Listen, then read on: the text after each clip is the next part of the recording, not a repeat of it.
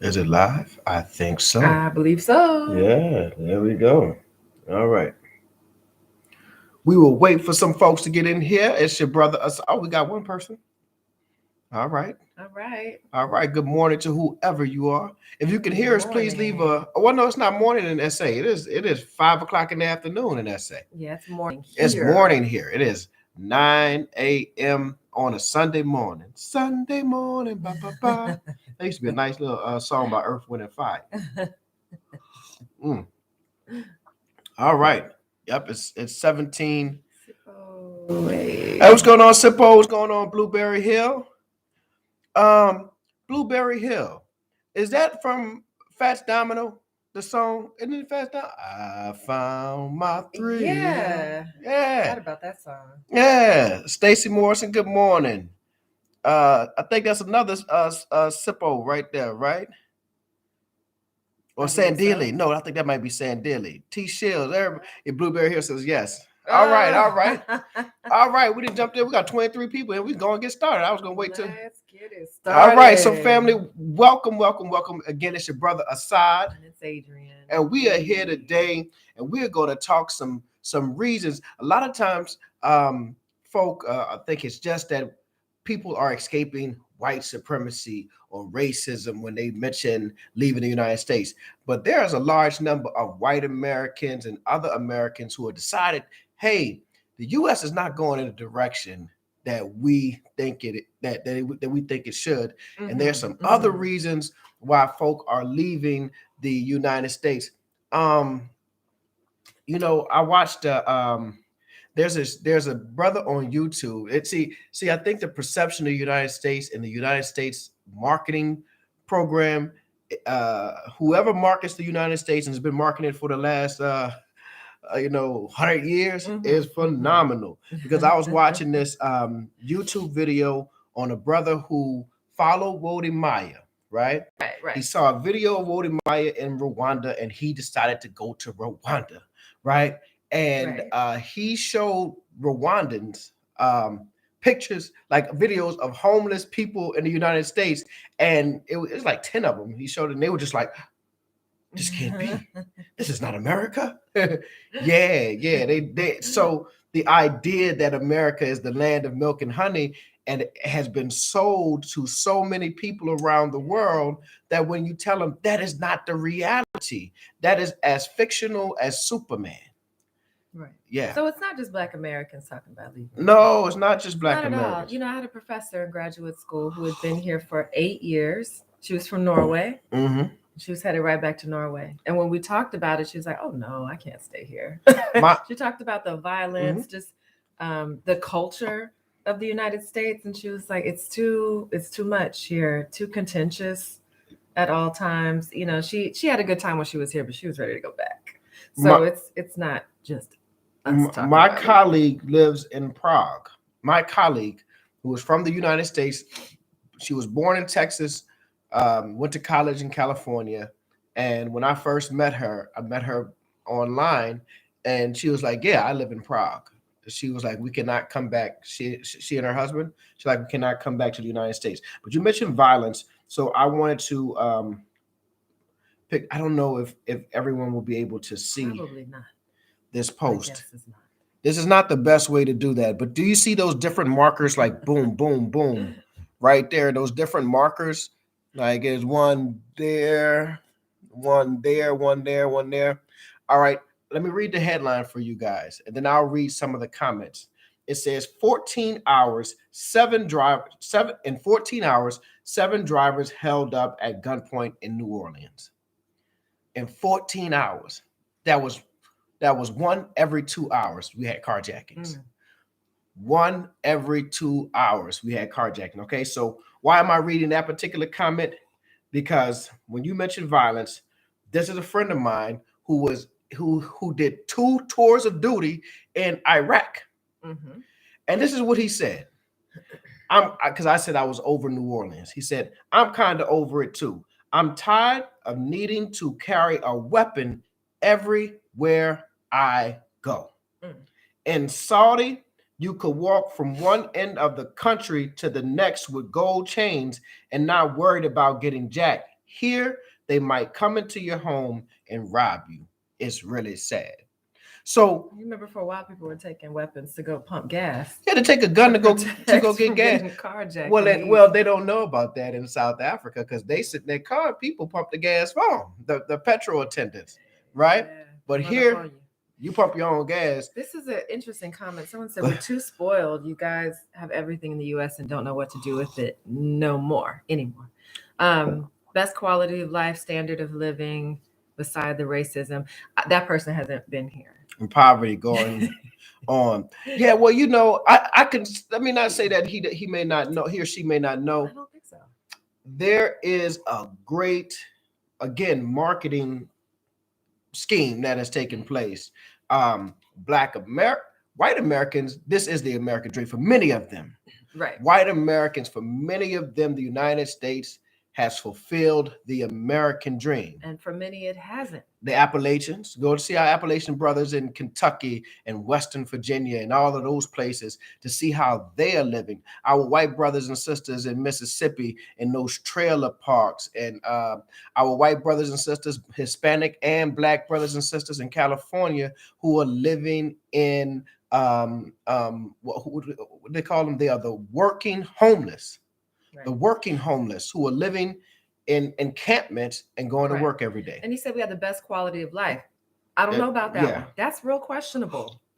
I was listening to a professor online. He does these daily updates on coronavirus, and he lives in the UK. But one thing he talked about, and the reasons why our hospitalization rates are through the roof, and we're on the verge of a hospital collapse, is because we have so many comorbidities in this country. People suffering from diabetes, high blood pressure, you name it, chronic obesity.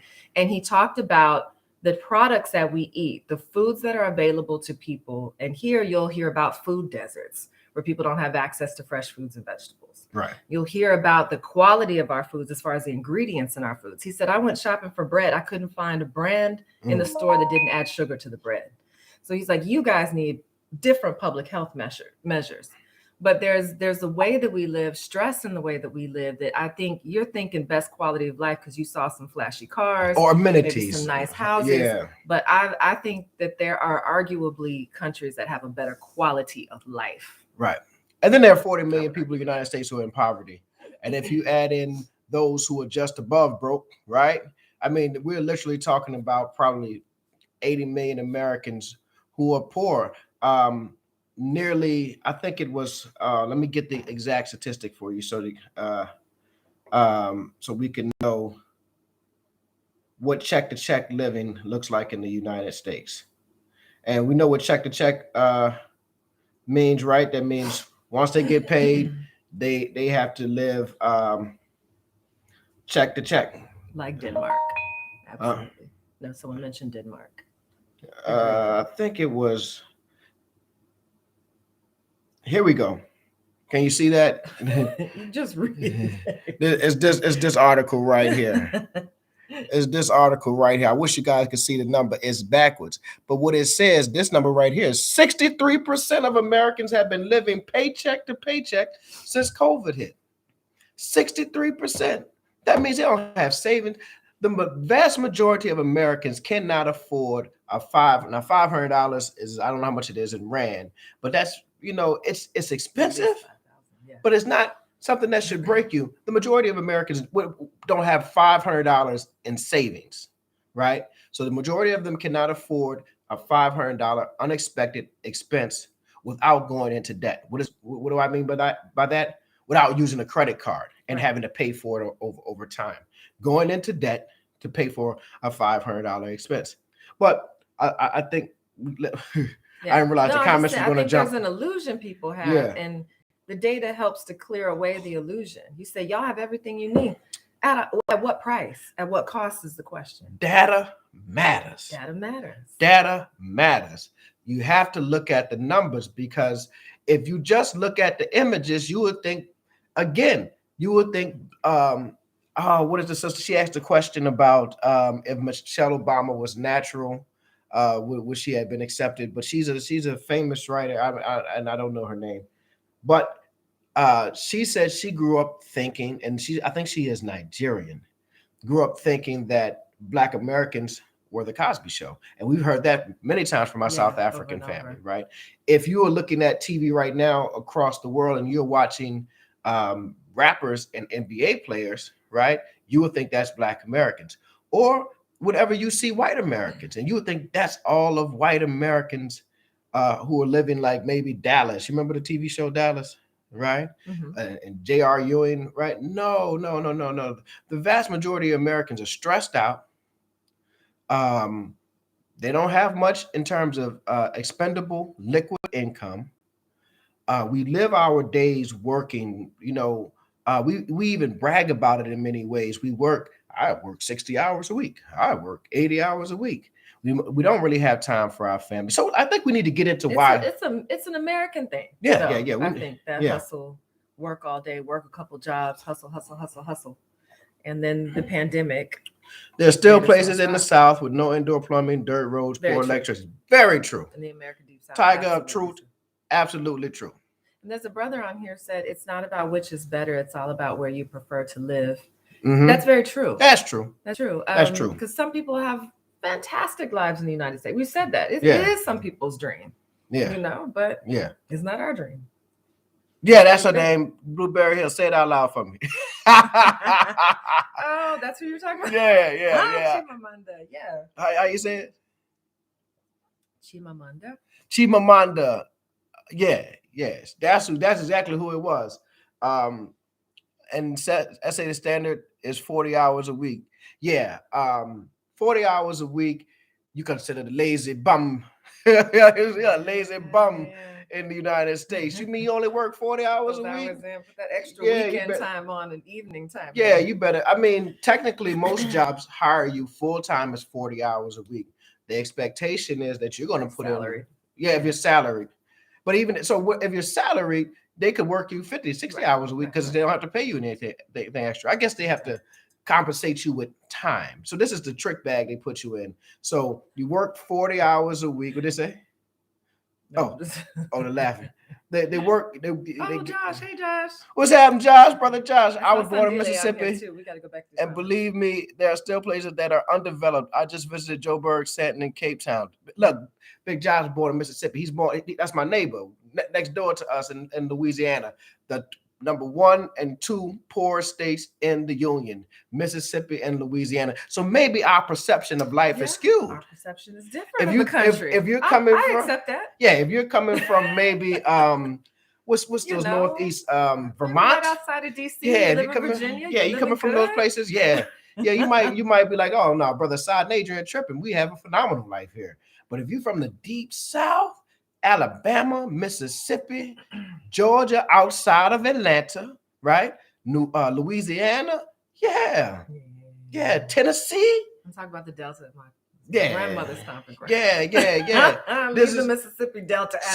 So what are some of the reasons that our white American brothers and sisters are leaving? It comes down to economics, right? I mean, everyone I've spoken to who is white, it comes down to it is too expensive to live the life I want to live. They don't want to work till they're dead.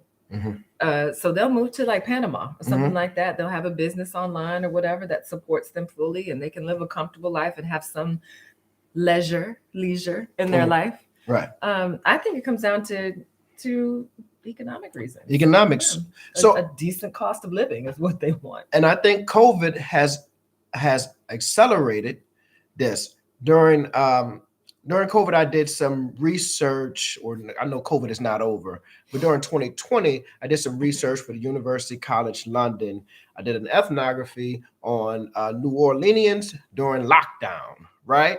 And so it's published through the Anthro-COVID Project, one of my earliest, well, maybe my second publication ever as an academician. And what we found, or at least what was reported, was about quality of life. People who were in lockdown, I asked them a series of questions, kind of elicit responses or whatever. And one of the things people identified is that being on lockdown taught them that they wanted a better work work-life balance. Right. For the first time in their adult life, they had a month, 2 months to sit back and really analyze and do an inventory of their life and see what was important to them. And they realized they had been working and working and they had nothing to show for it. Yeah. They had strained family relationships where, on Sundays for an hour, or quick phone calls or text messages, but not those genuine connections that you make with people when you spend time with them. Right. So work-life balance, people's whole identity became wrapped up in who they. One of the first things folks ask you in the United States when they meet you is, "Hey, what's your name? How are you? What kind of work you do?" Because that's how we value you, huh? Right. Yeah. What do you do? What do you do? That's how we value you, by the type of work you do, right? Not the type of person you are. So if you say you're a doctor, they're going to place a certain level of value on you, versus if you say, "Oh, I'm a barber," right? So yeah, we found that a work. So again, COVID has really made people rethink where we are in life and what's important. So I think that's why we see a lot of our white brothers and sisters who are saying, "Nah, I'm not finna work myself to death. I can go find a place in Europe." I think Italy is pretty expensive, but I heard people going to Italy, maybe those smaller towns and where you could buy a place for $1. You heard about those? Yeah. Buy a place for $1. Very cheap. Very cheaply, yeah. And people are moving there in order to find a better quality of life. Pearl Tusi was interviewed by Mac G for his podcast. This is important though. And Pearl had lived in the United States, had been to the US. And she said, she admitted, she said, he asked her about being here. And she said, there's a lot of money in the United States, a lot of money to be gotten. She said, but we have a better quality of life here. Better quality of life here. Let's get to some of these comments, man. How do There's so many. There's so many. So I'm not gonna be able to catch up. We're gonna get to some of them because there's a whole lot of them. Yeah, read all of them. I'm gonna try to just start. I don't need to go that far back. That's at hello. All right. So, all right. I want to shout out to some people. Jules Howard, that's my brother right from right here in New Orleans. Miss PLC, how you doing? Miss PLC, we do need to get on the Zoom call. So maybe later on. Oh, it's kind of late in y'all's day over there. So we're gonna set it up. Tomorrow's Martin Luther King Day here in the US. So we're off. Shout out to Dr. King. It's time to go home and leave Babylon. T Shells, say that. Say that. It's time to go home. When I saw what happened in Flint, Michigan, I was shocked. Flint, Michigan still doesn't have clean water. Still doesn't have clean water. Flint is not alone.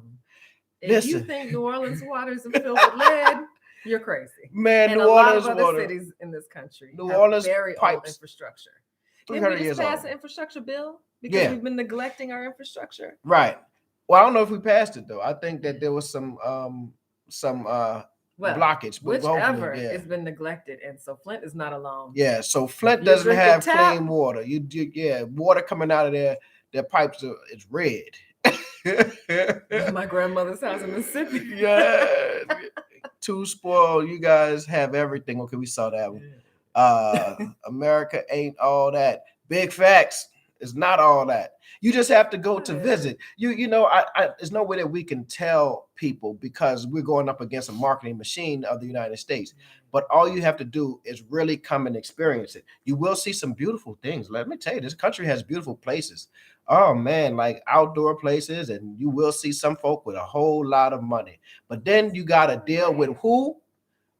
As the philosophical musician, Sly Stone said, you would have to deal with everyday people. And when you start dealing with everyday people and seeing how everyday people live, I promise you, you will value and love South Africa, and you will understand that you have been propagandized. Yeah. Right? When you go to Golden Corral. Yeah, big facts. Every time, hey, listen, I'm a fat person, and I like Golden Corral is like how can you say it? I give you a different picture of the United States. Yeah. If you go to Golden Corral, it's a restaurant. Barrel. Yeah. Ooh. You see everyday people. You need to see 'em. You see everyday people. Big facts. That's crazy. It seems even Afghanistan is safe. Well, New Orleans is a whole different. Oh, big facts. Oh Lord, what hit you? Yeah. All right. So everybody is telling us. This is what I want to say. Everybody is telling us. I know y'all can't see this. So why are you sure? But y'all see, this is a list. I came prepared with that data because the data matters. This is a list of the 50 most dangerous cities in the world. In the world. In the world. Not 50, just the United States. right? And I want to say this, that so if you're number 50, you're the least dangerous on this list.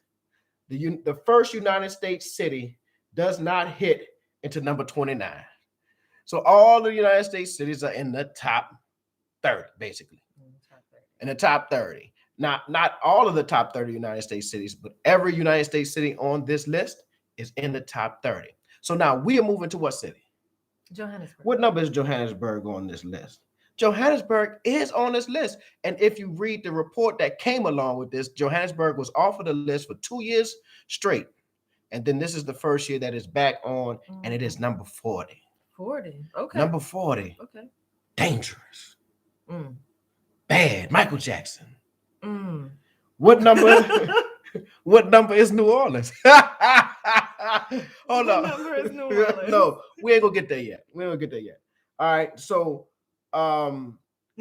Detroit. Okay, so Johannesburg. It's 40. Got it. 40, but they talk about the homicide rate, the number of homicides per 100,000. Right. It's 37. All right. 37 per 100,000. That's dangerous. Bad. Michael Jackson. Let's get to Detroit. Detroit was the next one on the list. You know my eyes are bad. Ooh. Detroit had, Johannesburg had 37 homicides per 100,000. Detroit had 45 homicides per 100,000. Where are they in the ranking? They're number 31. Their number, Detroit is 31.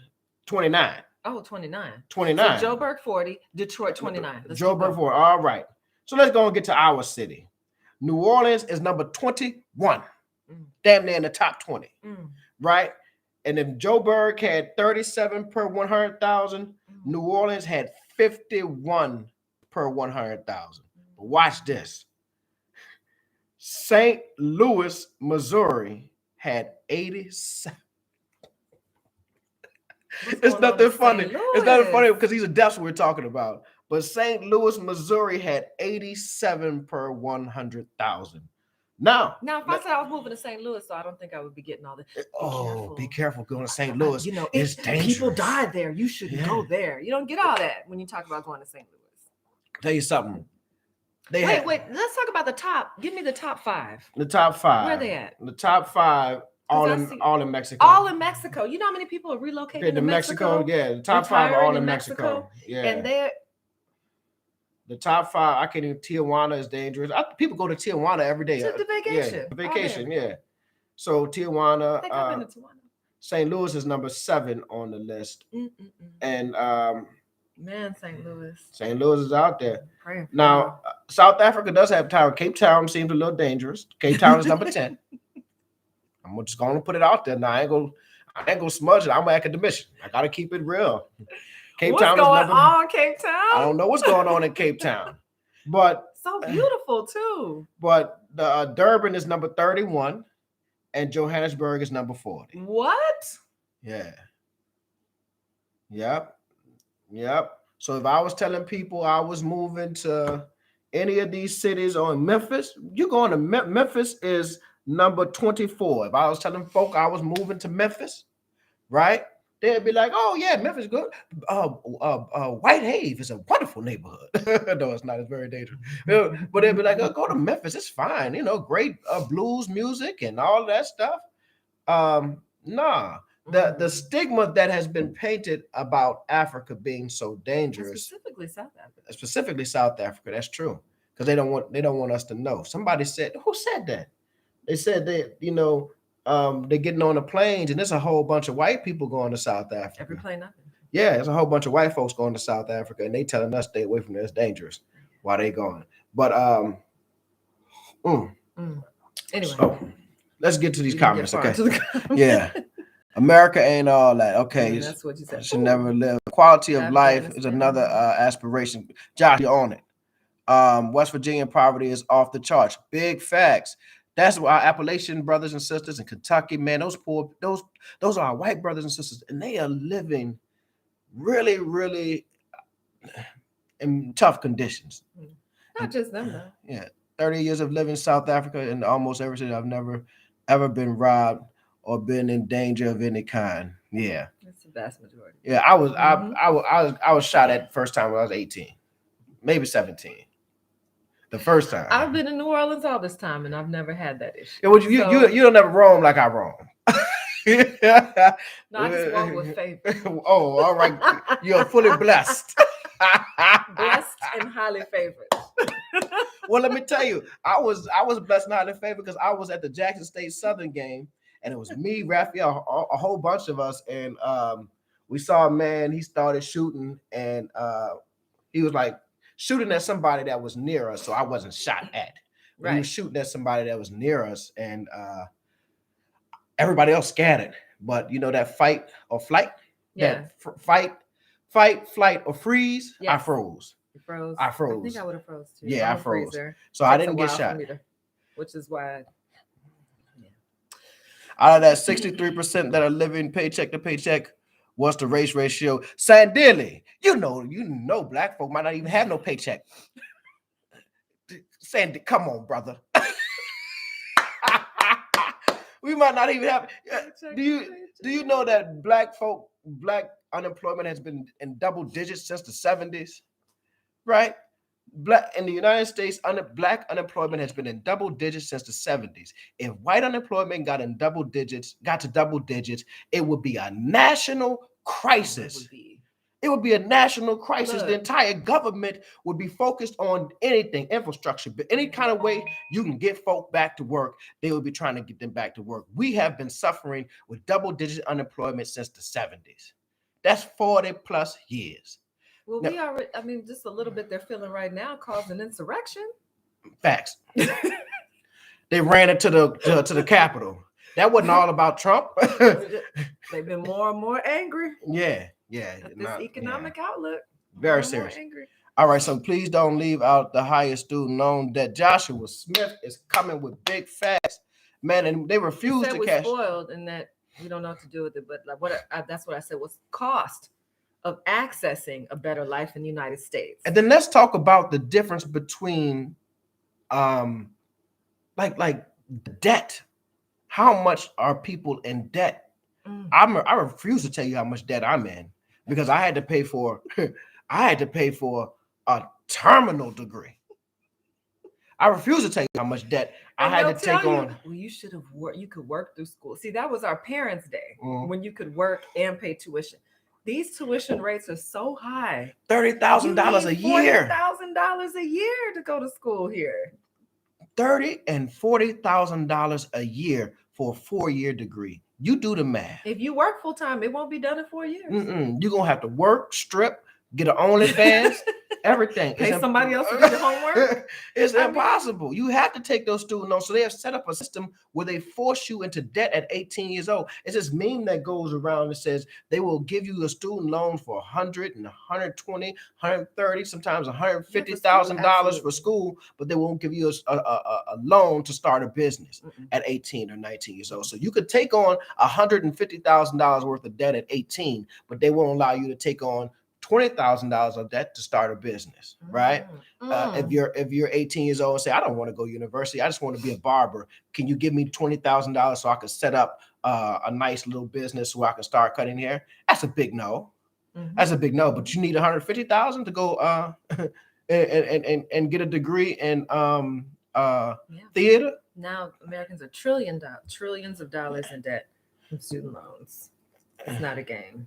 That's all before you get your life started too. Yeah, you start off after your 4-year. If you complete your 4-year university and just stop there, you're starting off with 6 figures of debt. Well, some people maybe 50, 60. Yeah, it depends, but you starting off with a heavy chunk of debt to pay off. Person living in poverty in the U.S. and Canada has a cell phone and a laptop. In Africa, once you're poor, you have no government handout. So, I mean, I'm like, so what if they have a cell phone and a laptop? That means, what does Yeah. that really mean for your life? Yeah. Nothing. Cell phone and a laptop. I guess for some people they're saying that's a luxury, right? But I know people with luxury cars that don't have any wealth. yeah, They're in debt and that's still living another check to thing. check. The difference between see, it's that's the mirage. That's Right. the image. You know, they got a cell phone, laptop. They may even be driving a nice car, right? Because you can get your tax refund every year. Some people's tax refund every year is $7,000-8,000. They'll go buy them a luxury car, like a used car. Well, you're saying maybe they should do something a little better. Yeah, I can agree. definitely that. Yeah, I personally wish that more African Americans would come to South Africa. Me too. I'm still trying to import my girlfriend. She's still in Oklahoma. Oh, brother, get her out of Oklahoma, please. I mean, yeah.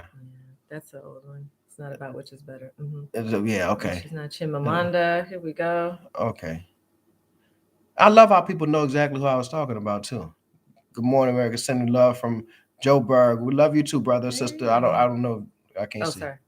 That's right. No. I was saying I can't see. Joshua said he was born in Mississippi. I'm gonna ask Joshua to a few questions about Mississippi. Mississippi Delta is real bad. That's what I said. Leave the Delta out of this. It's Potu. Ezekiel John Perkins, in his book titled Confessions of an Economic Hitman, labeled the U.S. as a corporatocracy, meaning the U.S. is a corporate disguised as a sovereign state. Big facts. It's a big business. We are in the market. Big facts. Yeah, and if you know how to work that system, you might work well. Like if you know how to open up an LLC and put all of your assets under the LLC, you're highly protected. The LLC we have a social security number. Your business has an EIN number, a tax identification number. So your social security number is how they tax you, right? That's how you get paid. When you get paid, that's how much the government. That's how the government follows you to tax. Yeah, but they got the same type of thing. But so. Get you an EIN number and you can ask Donald Trump. He knows how to avoid all those taxes. And Elon Musk and what's the guy from Amazon?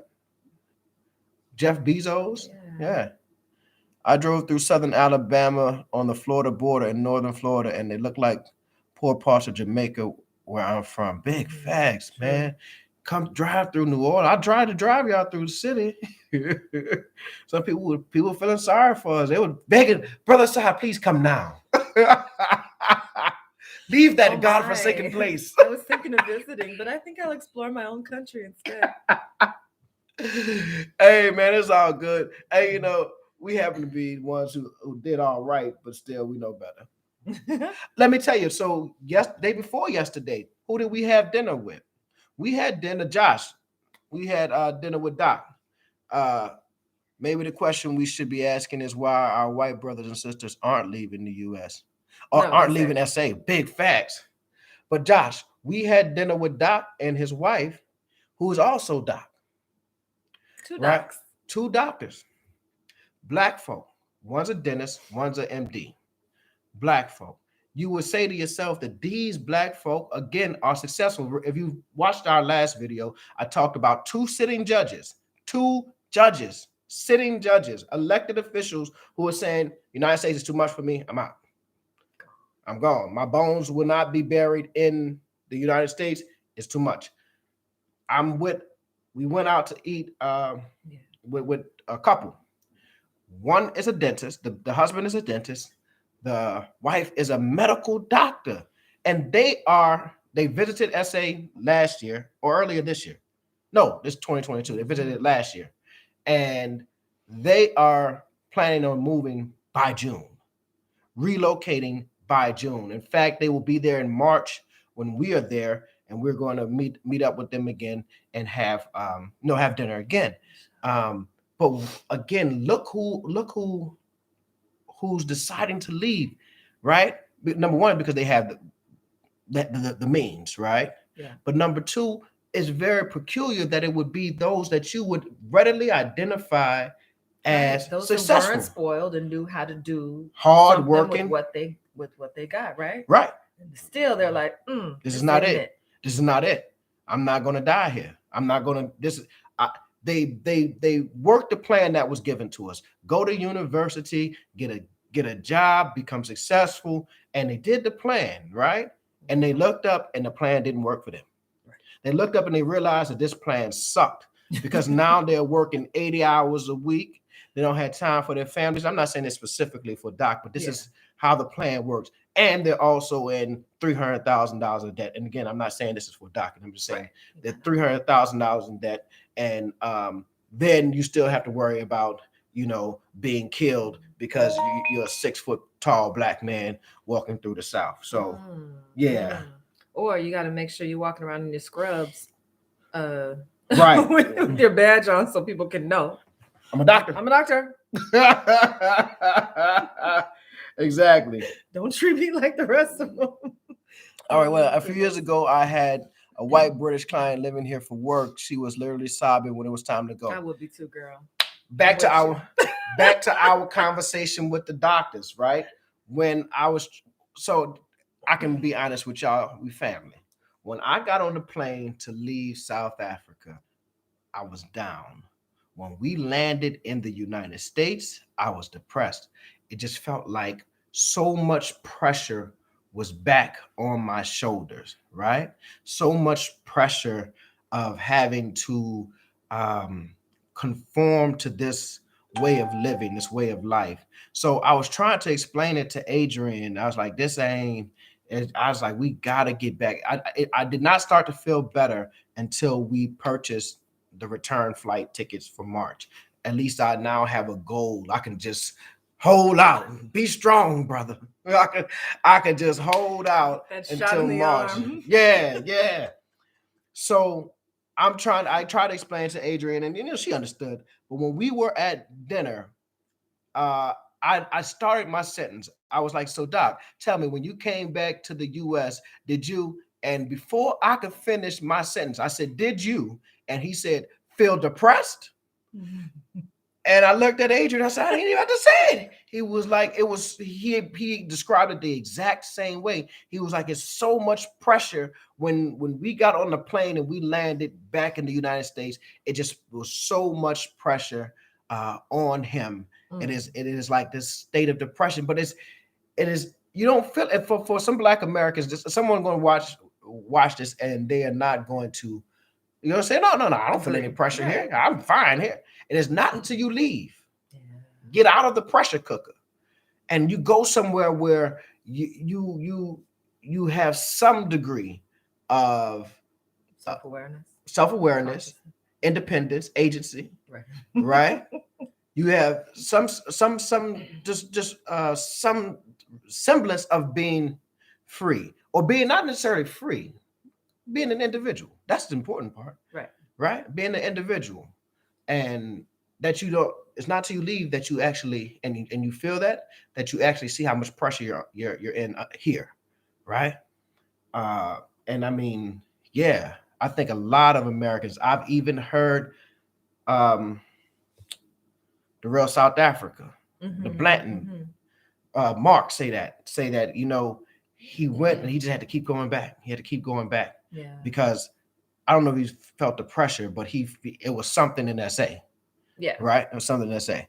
So I love it as much as we do. They love it as much as we do, right? Have you considered teaching in a South African university? That'd be cool. That might be cool. I would consider teaching at a South African university. And actually we would have some time. Who said that? Sipo, thank you. Because I'm going to start really once we get on ground, that may be something that I'll definitely look into. Not full-time professorship, just maybe adjunct, maybe do a class or two a week. I'm not grading papers and all. That's going to be too much for my nerves. Reading the papers. All right. That is a great point you made from John Perkins. Tiger Truth, bro. We lived in one room shack with newspaper for wall and out of what? Outhouse in Alabama. Yeah. Bro, we lived. I want Tiger Truth. I'm reading your comment, brother. Bro, we lived in a one room shack with newspaper for wallpaper, outhouse in Alabama. Brother Tiger, that's deep. That's deep.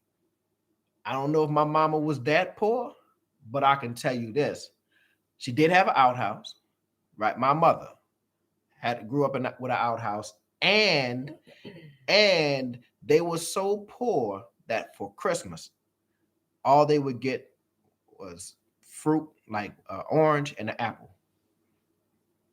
That's how poor they were. They got an orange and an apple. While other kids had footballs and stuff like that, they would get an apple. That was their Christmas gift. Uh, People living in apartments had it very tough during those lockdowns. Every video online about outdoors did great with. Yeah, that's true. That's true. That's true. Those lockdown times were real. Yeah. I used to go on those 6 and 7 mile walks every day. Yeah, that's true. Yeah. Italy is so racist. I heard that. I heard. Is it that bad in the U.S.? Let me tell you. Let's not paint a horrible picture. Yeah, it is. It depends on who you are. It depends on your situation. Like there again, if we're talking about like data on the graph, you're going to have outliers on each end, right? But that mass, that median, that number in the middle, most people are, in debt. Not how are they feeling emotionally? That's a whole different thing. Some people might not care. They're just happy to, stay in the matrix and go to work and come home and go to sleep. Some people are just very happy with that, But most Americans, when we talk about debt, most Americans are in debt. When we talk about work-life balance, totally out of whack, right? Most people spend more time at work than they do with their families, and that's considered a good thing in the United States. Like you're considered hardworking and industrious when you say, I work 50 and 60 hours a week. Are you considered a good parent? Are you considered a good husband or a wife when you're working 50 or 60 hours a week? Who knows? But again, you're going to have some folk who are doing very well. And the truth be told, if you want to know the truth, somebody look at our life and say, you guys are doing very well. Most black folk are not. The problem? Yeah, let's keep it 100. Let's keep it just 1,000. Most black folk cannot afford to take multiple international trips a year. Right? We have been blessed after some hard work and all of that good stuff. Right. I don't feel anyway because I put my work in. Yeah, but what I want to say also, it is bad in the U.S. It does depend on who you are. So if you have a lot of wealth and you can afford to insulate yourself from the social ills of this country right now, you are flying high and you could care less. Let's take the school situation, for instance.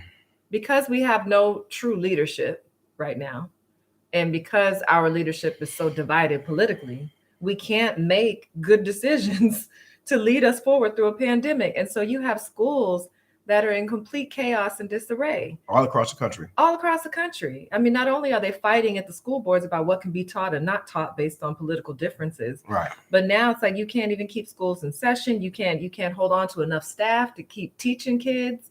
I mean, it feels very chaotic right now. It feels like we just can't get our stuff together. Our children came back to school, grand opening, grand closing. They went to school for 2 weeks, grand closing. Teachers left, everything. and this is a good school. It's the pandemic. It's the age of the pandemic. But yeah. So as Adrienne said, some people are doing well. Some people, definitely some people are doing well. This is for those who I guess somehow, break through the cracks and benefit from the American dream. Now, I would imagine it's the same in South Africa too. I mean, there are some who struggle and say, "Man, I would love to be in the States." Yeah. And then there's some who are living so well there. The fact that you could have a live-in house help. Yeah, that's big difference. Huge. Difference. Yeah. You know how wealthy you have to be in the United States to have someone living in your house. Because that's a dependent. Right. That's a whole dependent. Yeah. So I would say that some people are living well in the United States. Definitely some people are living well. And the question then becomes, at what cost? At what cost? At what cost? What becomes important to you? Is it wealth? Mm-hmm. And I think we've had this discussion. I think I have been poor, very broke. I have. we have in this relationship, we have been very poor, very broke, and we have now been doing okay. Not rich by any means. So don't get it twisted. Don't think I'm about to send you some money because I ain't got it. Right? But we are now doing okay, well. And um those things, and that's not important. What's important to me is that I get to spend time with my wife on a daily basis. What's important to me is being there with my children and having that they can have a present father. Some folk have daddies in the house. If some black folk, most black folk, right, I think 68% of black households are headed by a single mother. Think about it, full pause. 68% of black households in the United States are headed by a single mother. That's problematic. But for those households that actually have a father, is he present? Right? He's there. He goes to work, comes home, lays on the couch, goes to sleep, right? Comes home or he's hanging out with his friends. Is he present? So the quality of life that I'm looking for is to be able to be present with my family, present with my wife, present with my children, to be able to do things. That's what made us start traveling, right? One of the things that made us start traveling because we would take our yearly vacation, and those 2 weeks were the time that we could just bond as a family. Because most of the other time, it's just a routine. You pick your children up, drop them off at school, you go to work, you pick them up, do homework, take a bath, go to sleep, start the whole cycle over again. Yeah. Right. Okay. The world needs a balance between communism and capitalism. America is on the far right or extreme of capitalism. Yeah. Yeah, capitalism can, there's a good critique of capitalism. I don't know if it was Wolf. I think his name was Wolf. But he said that eventually capitalism is an unsustainable model because right now automation is taking over. Right? Amazon came and swept the United States. Think about this. Before we had those beautiful malls that you guys have all over South Africa. Small businesses. When I was a child, a teenager, going to the mall was the thing to do. You go to the mall and meet girls and hang out. Your parents will just drop you off at the mall. And in those malls, again, just like your malls, all those stores, all those employees. Now there's the death. This is a great article called The Death of the American Mall that you can read. And it just talks about all over the country, malls have shut down. Why? Amazon, online shopping, right? So now I can buy something cheaper. All I have to do is wait. And in fact, sometimes with Amazon, you can get it the same day. Yeah, same day. Some days you can get it the same day. But what happens when automation takes place and everything is being ordered online? Well, those jobs that were in the mall, they're gone. That's gone, right? So Wolf, I believe, was talking about how capitalism becomes an unsustainable model because capitalists will constantly seek to increase that bottom line, that number, that profit. And to do that, jobs will be either eliminated or they will be outsourced. Meaning when I call to complain about something, I'm getting a brother in India where they can pay him $2.50 an hour as opposed to paying someone in the United States $7.25 an hour, right? So why is it unsustainable? Because eventually you will put enough people out of work that they will not be able to afford whatever product it is you're selling because they don't have jobs. And that's what we're seeing. That's exactly what we're seeing. That's why we have Andrew Yang and all of these other people saying we need a basic universal income, right? Because automation is not going anywhere. Jobs that people used to think were safe, truck drivers, right? So in the next 5 to 10 years, you will have autonomous, self-driving trucks in the United States to be able, and they won't wreck, they don't get tired, they don't get sleepy, they don't call in sick, right? They, you know what I'm saying? So these self-driving trucks, well then, so jobs that you thought were safe, well, they can't replace a truck driver. Yeah, they can replace a truck driver. You go to Walmart. I mentioned this on the on one of the other videos. You go to Walmart. Walmart used to have like 40 lines to check out, and at each line they had a lady, boop, boop, checking you out. You go to Walmart now. Those same 40 lines have been replaced by self-checkout, and you have maybe 1 or 2 people still doing the boop thing, right? So all those other jobs, where are they? They're out of here. They're gone. So I go to work at Walmart when we bag groceries, right? So capitalism is a problem in the United States. There has to be a healthy balance between. Go ahead.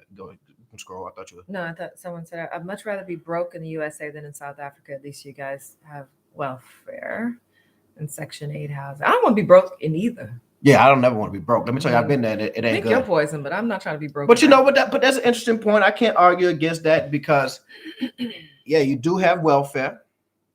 You do have Section 8, Section 8 housing. That's true. So it keeps you from being homeless, and you will eat.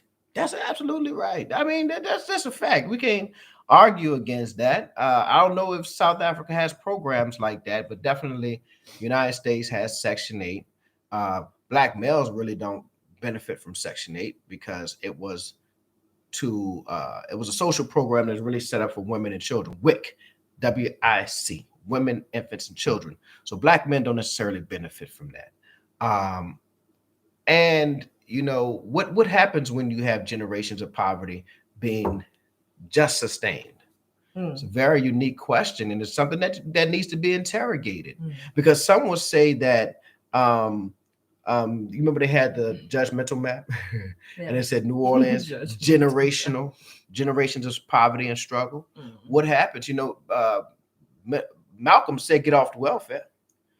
You know what I'm saying? No woman will respect a man that's on welfare coming home. You know, now those days are gone. You know, we have, and then I'm not mad at my folk on welfare. You better get it how you live. You know what I'm saying? The government owes us a lot, so I'm not mad at them on welfare, but it does have its adverse effects where people then don't have that innate motivation to get up, get out, and get something. So I don't know. But it's an undeniable fact that there are government programs in the United States that will assist those who are poor. So that's just an undeniable fact. Family love to everyone. Can't wait to hear Chicago is off. Can't wait to hear Chicago. When you were going yeah. We're way behind. Man, Chicago will have 100 shootings in a weekend. All right. Dang, the St. Lunatics are still over there going crazy. Yeah. St. Louis is no joke. Yeah. It's the game. Denzel is on. Denzel, what's happening, my brother? I sent him an email, let him know, man. So Denzel, man, if you're still on, because I know that was a while back, he said it is rough. Denzel is from South Africa, but he lives in the United States. Now he lives in the Carolinas, which may be a little more civilized than these savages out here. But he can tell you what's going on. Ask him about the temperature of folk, especially black folk in his area. Oh, Denzel might be one of the ones. He might be rich. He might be. Go ahead, Denzel. If you're living the dream, I'm not mad. Let me hold something. Right. Hook me up. He said Cape Town didn't present dangerous in any way. I didn't see it. Yeah. I didn't when I was there. I didn't see it either. Yeah, but obviously the numbers, data matters now. We got Cape Town, it's the gangsters, and they have all been pushed into the corner in certain neighborhoods. Cape Flats being at the top of those neighborhoods, but you shouldn't go there anyways. Big facts. So that's what they do. That's what they've done here in New Orleans, is that they've pushed. Man, let me tell you how. Try to, but well, it's all over the city. Yeah. But let me tell you how this thing works here in New Orleans, and it gets deep when you start talking about business, home ownership, and wealth.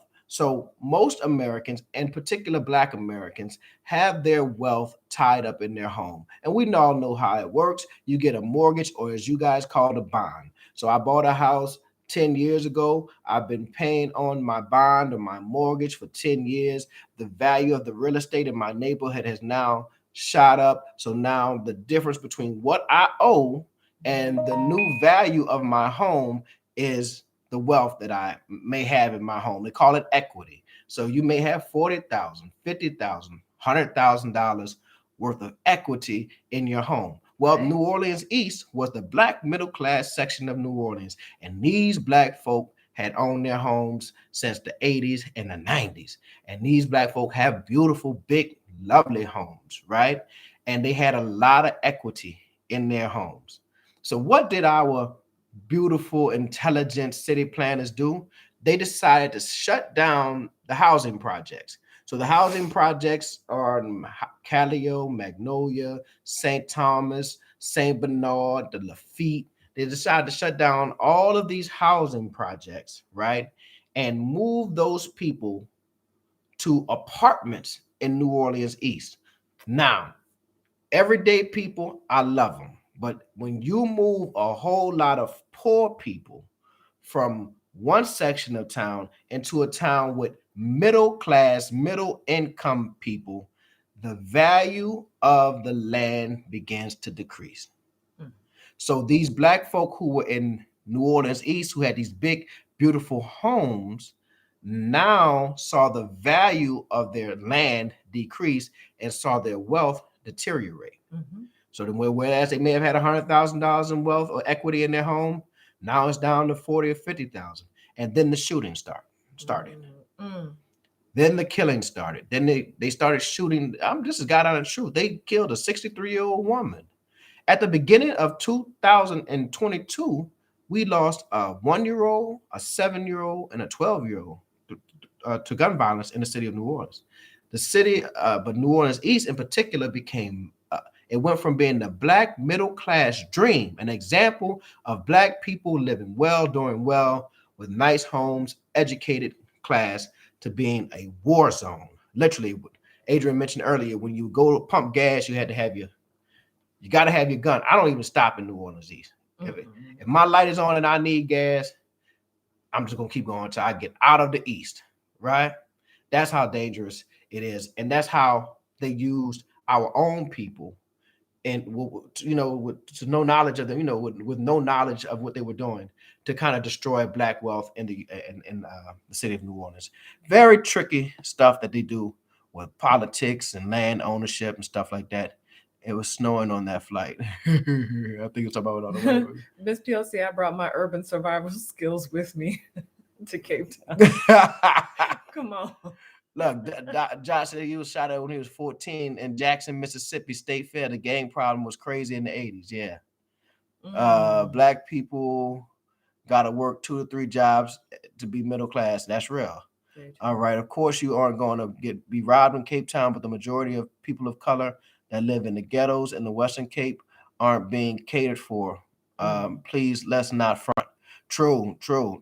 So we know when we go to Alexandria, like I on the mental health dialogue that we had, Pile asked a question about my thoughts about Alexandria Township, and the word is infrahumanization, right? Not just dehumanization, but infrahumanization, where a group of people, the outgroup, is seen as less human than the in group. And what I called Alexandria Township, and what I call these informal settlements where the government is not stepping in to ameliorate the condition, is a form of state sanctioned infrahumanization. And it takes place all over the United States, in ghettos and hoods all across the country. I do firmly believe that the purpose of forming a union is to not only protect borders, but also to assist those who are unable to assist themselves. The Bible, I get preachy, says, the poor you will have with you always, and to whom much is given, much is required, right? So it is the purpose and nature and destiny of government to assist those who are unable to assist themselves, and to at least raise them from poverty to a basic standard of living, with lights, water, gas, electricity, and the ability and opportunity to eat every day. So when we see that in Alexandria, or when we see it in our townships, our ghettos, we know that there's a failure somewhere. So, and those are just honest conversations we have to have, and I think that the people of South Africa, when we have these discussions, they are really challenging their government to do better. Yeah. There was a promise that was made to them during the end of apartheid, or at the end of apartheid, and they are demanding that promise be fulfilled, right? So yeah, shout out to them. So let's see. You damn right, I've been saying this Since high school to let me know where you stand in America. We are so far behind on these Right. comments. Get the storyteller. Yeah, you know, cell phone and laptop means you can earn money online, literally record you homeless and you can earn donations. That's true. You could, you know, or you can set up a little OnlyFans, you know what I'm saying? Tip for the strip. That yeah, I okay. lived in Europe and Asia twice, in states, two states in America, and in a number of African countries. The countries were beautiful, and I enjoyed myself, but I wouldn't live anywhere else other than my country of SA. Sippo, say that, brother. The USA is based on trapping people in huge debt. Sade, I think how you say it, or Sadie for us, but Sade or Sadie, you're right. That's the trap. Is the debt. The debt is the trap. Right. Africans in Africa don't own resources. Instead, from a young age, you're taught to get a job that pays little and you end in debts. We need to break the cycle and own the resources. See, that's facts. And George, that's fact. Go ahead.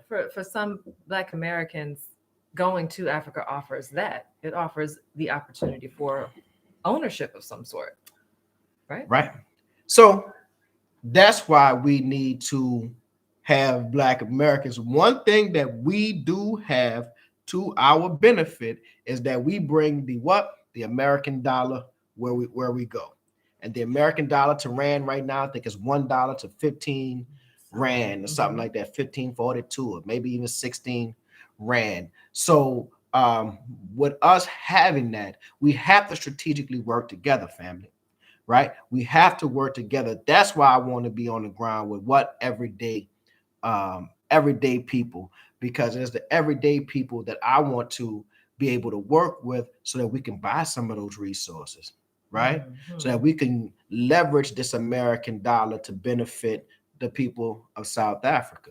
We also talked about how South Africans, if you come to the United States, yeah, with a name like Sippo or some of these last names, yeah, and they hear your accent, yeah, they're gonna hire you before they hire me. Mm-hmm. It was a very Eddie Glaude. Eddie Glaude is a Princeton professor from Moss Point, Mississippi. And he talked about being in Haslow. I believe he said he was in Haslow.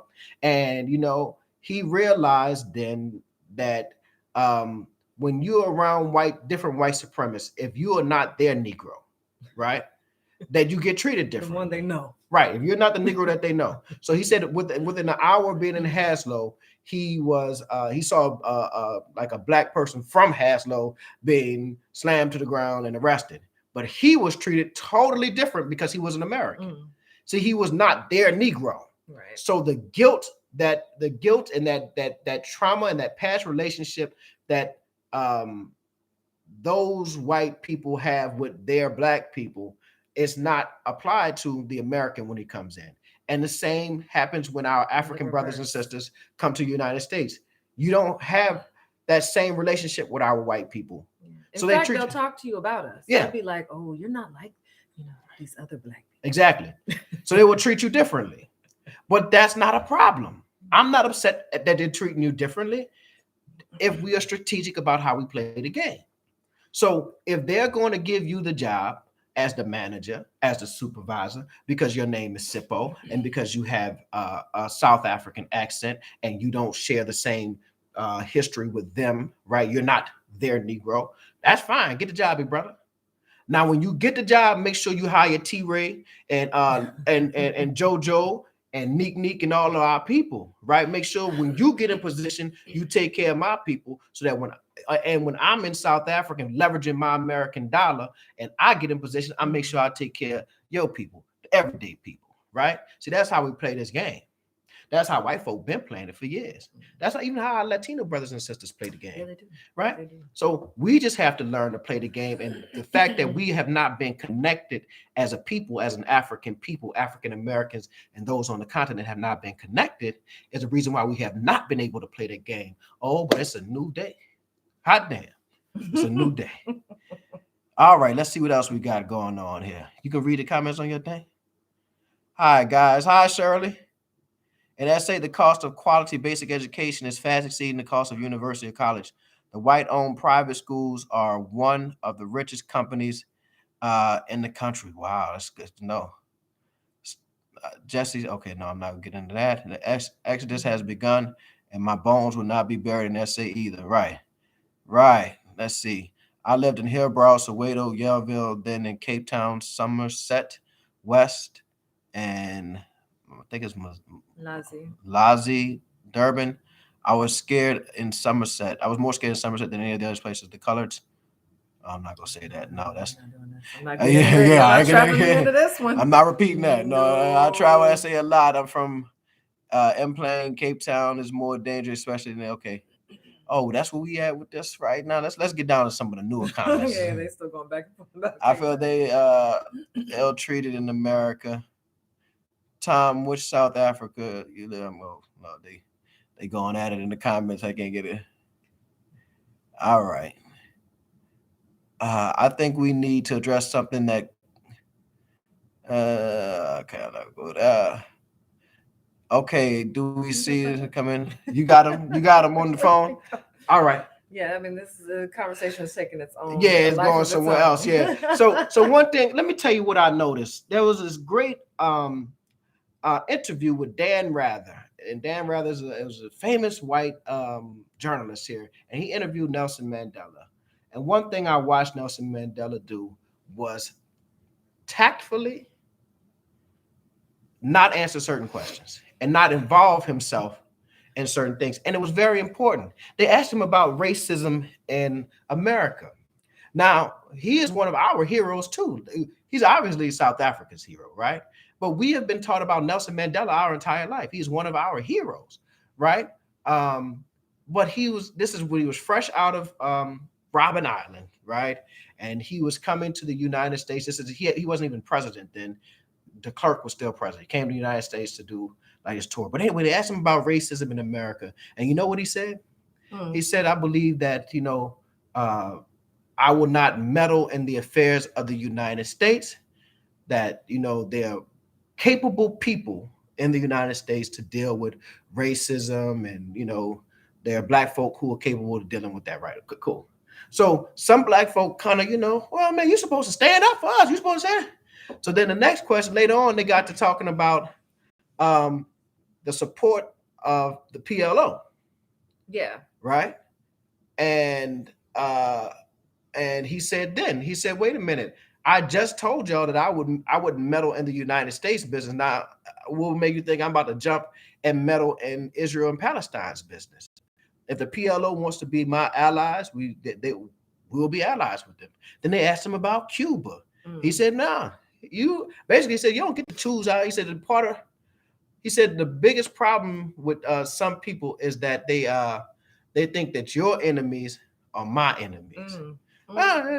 He ain't got no problem with Castro, but I say all that to say that there's some internal politics in South Africa about the colored and the black, and I'm not going to involve myself in that. I'm not. I want to work with and embrace those everyday people no matter what, right? Because at the end of the day, I'm leading from my heart. I lead from my heart, and my heart will take me and attract whoever needs to come into this circle, into this cipher. And those problems are problems that, or those situations are problems that I think South Africans are well equipped to solve and move past. And they have to move past them. They have to move past them. Here's my only advice, that if you are downtrodden, poor, oppressed in this country, whether you're black, colored, brown, or whatever have you, we need to be working together. We need to be working together, because the powers that be, white folk don't care. That white folk don't get to dividing themselves over, at least the white people I know, right? Don't get to dividing themselves over certain things, right? Whiteness trumps all. The poorest white folk live in Mississippi, right? And they are Republicans. They are red state Republicans, deep Republicans, very conservatives. The poorest people in the country, poorest white people in the country. Yet they are aligned themselves with Republican financial, right, policies that benefit wealthy Jeff Bezos and all these Donald wealthy Trump. people. Donald Trump's, right? Donald Trump is a billionaire, and these poor white people living in trailer parks without running water to their homes are aligning themselves economically, philosophically, and politically with Donald Trump because they don't allow certain things. Now, it was foolish on their behalf, but they don't allow certain things to well, again, whiteness trumps all. Yeah. So we need to work together. Regardless, what else we got? Because I feel like we didn't got off the whole subject about moving. It's just this is a great live stream. I love live streaming. Maybe we don't do any more videos. Maybe we just do live streams. Maybe we just do live streams. Well, we got to do the live streams where we can invite people on. How do we do that? And discussion. Yeah, we're gonna learn. We're gonna have to do that. We're gonna have to have it. Kevin Samuels on. Oh man, Kevin get to talking so crazy to the people. Oh man. So all right, y'all. We're back in March 11th. Yeah. Now y'all know my email address is always in the thing, so I need a favor. We are looking for a place. You know, we were house hunting while we were there. Send me some nice. So I want to live on a secured estate. Not because no. I do want to live on a secured estate. Why? Because I want. Here in this city, my children can't go outside to play. Without supervision, right? Yeah, without supervision. It's just too dangerous. And we live in a good neighborhood. I'm trying to tell you. But the bad people know we live in a good neighborhood, so they come to our neighborhood. Always stalking. Riding slow. It's what I think it was Willie Sutton. They asked him, why do you ride banks? He said, because that's where the money's at. Why else would I ride banks? So our children can't go outside to play. And what I noticed when I was at Dan Fern and these different golf estates was that, you know, children were allowed outside because everything is so secured. You know, you just don't have random people in and out of that neighborhood. So I would like to live on a secured estate. We need about a 2-3 room. No, we need a 3-bedroom because we want to have a bedroom for each child and then one for us. But it doesn't have to be like lofty and beautiful. We've been looking on Property 24, but I know sometimes people know of other things, you know? Yeah. So if you guys insight. Right. So and if you know a fire real estate agent in Johannesburg, maybe you'll send them our way, you know. That's also what I want to ask. Like there, it seems like you have to call each agent attached to the listing. Is there no service where you can like have one agent that does all of the searching and contacting for you? Yeah. We have that in the States where it's like I can have one agent, tell them what I'm looking for. They scan all the listings, they reach out, they set up the show, all the viewings of the home, all of that. So it just, it makes it a much easier process. Yeah. So I can give us some props for that process. Yeah. But is there one similar there that we just I'm sure it is. I'm sure there is like apartment finder, you know, right? Apartment finders or whatever have you, or just give me one real estate agent that's willing to do all this for me. You know what I'm saying? We don't mind paying. Just, you know, give me one real estate agent. What's going on? I don't know. I'm confused. Somebody say he told me himself that he went to prison. So is he lying? I don't know if this has anything to do with us or not. Oh no, I didn't go to no prison. You go to a prison for your job. I work in a prison. Yeah, I work in a prison. I ain't never been to prison. I commit small crimes. Shut up. I ride without my seatbelt on.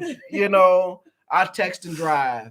Those type of crimes. No, I don't do prison worthy crimes. No, but I have been locked up in jail before.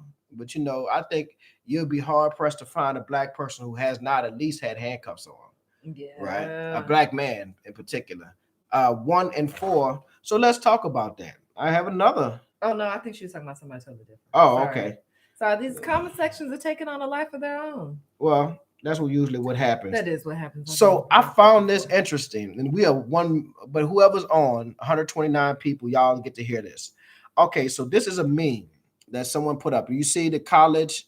So the left, the black side represents the college. The orange side represents the prison. So let's talk about what the prison industrial complex looks like in, particularly in the state of in the United States. And then they have some facts here about California. All right. So $75 billion a year are spent in the United States on incarceration. $75 billion.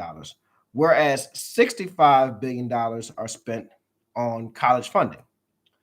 $100,000 per year uh, they spend $100,000 per year on a prisoner, on every prisoner in the United States. This is average, and then they only spend $10,000 per year on the students. $100,000 per year on the prisoners, $10,000 per year on the students. In California, in the last since 1980, they have built over 20 prisons in California. And in the same state, California, since 1980, they've only built one university. Um, 1 in 4 black males will go through corrections in their lifetime. That's 25% of black men will end up in jail or prison, right? 1 in 4 black males will go through corrections in their lifetime. Black Americans are 40% of the prison population and 6% of the college population. Dig that. That's heavy right there. We are only 13-14% of the United States population, yet we are 40% of the prison population. Ooh, that's what is it that? You know what that's called? Look up this terminology. Social collapse. That is when a people will collapse. It's hard to come back from that. And these sentences are not 5 and 6 years. During the war on drugs, they were giving out what they call basketball sentences. Why were they called basketball sentences? If you watch a basketball game, and at the end of the game, it'd be like 110 to 98. Yeah, that's what they were giving out. They were giving out 98 years, 110 years for drug possession. For drug possession. Yeah, for drug trafficking. Yeah. So a lot of those people, now there's some sentencing reform that has taken place, and some people will be let out. But there's some people who already died. You know, this is 30 years of poor policy. A lot of it, and people go get upset, written by our current president, Mr. Joe Biden. A lot of this mass incarceration. And a lot of it reinforced by his vice president. She locked up a whole lot of people in California. This is just facts. The data is the data. We can't get upset at the data. Right. Now, how we interpret it and how we feel and how she feels about it now, how he feels about it now may have changed. But the bottom line is the omnibus crime bill was written by Joe Biden. The 3 strikes, that's a Joe Biden idea. That's what put a whole lot of black men in the Rockefeller drug laws wasn't Joe Biden, but it was supported by Biden, right? Kamala was a prosecutor. She locked up a whole lot of black folk. But anyway, 40% of the prison population, only 6% of the college population, right?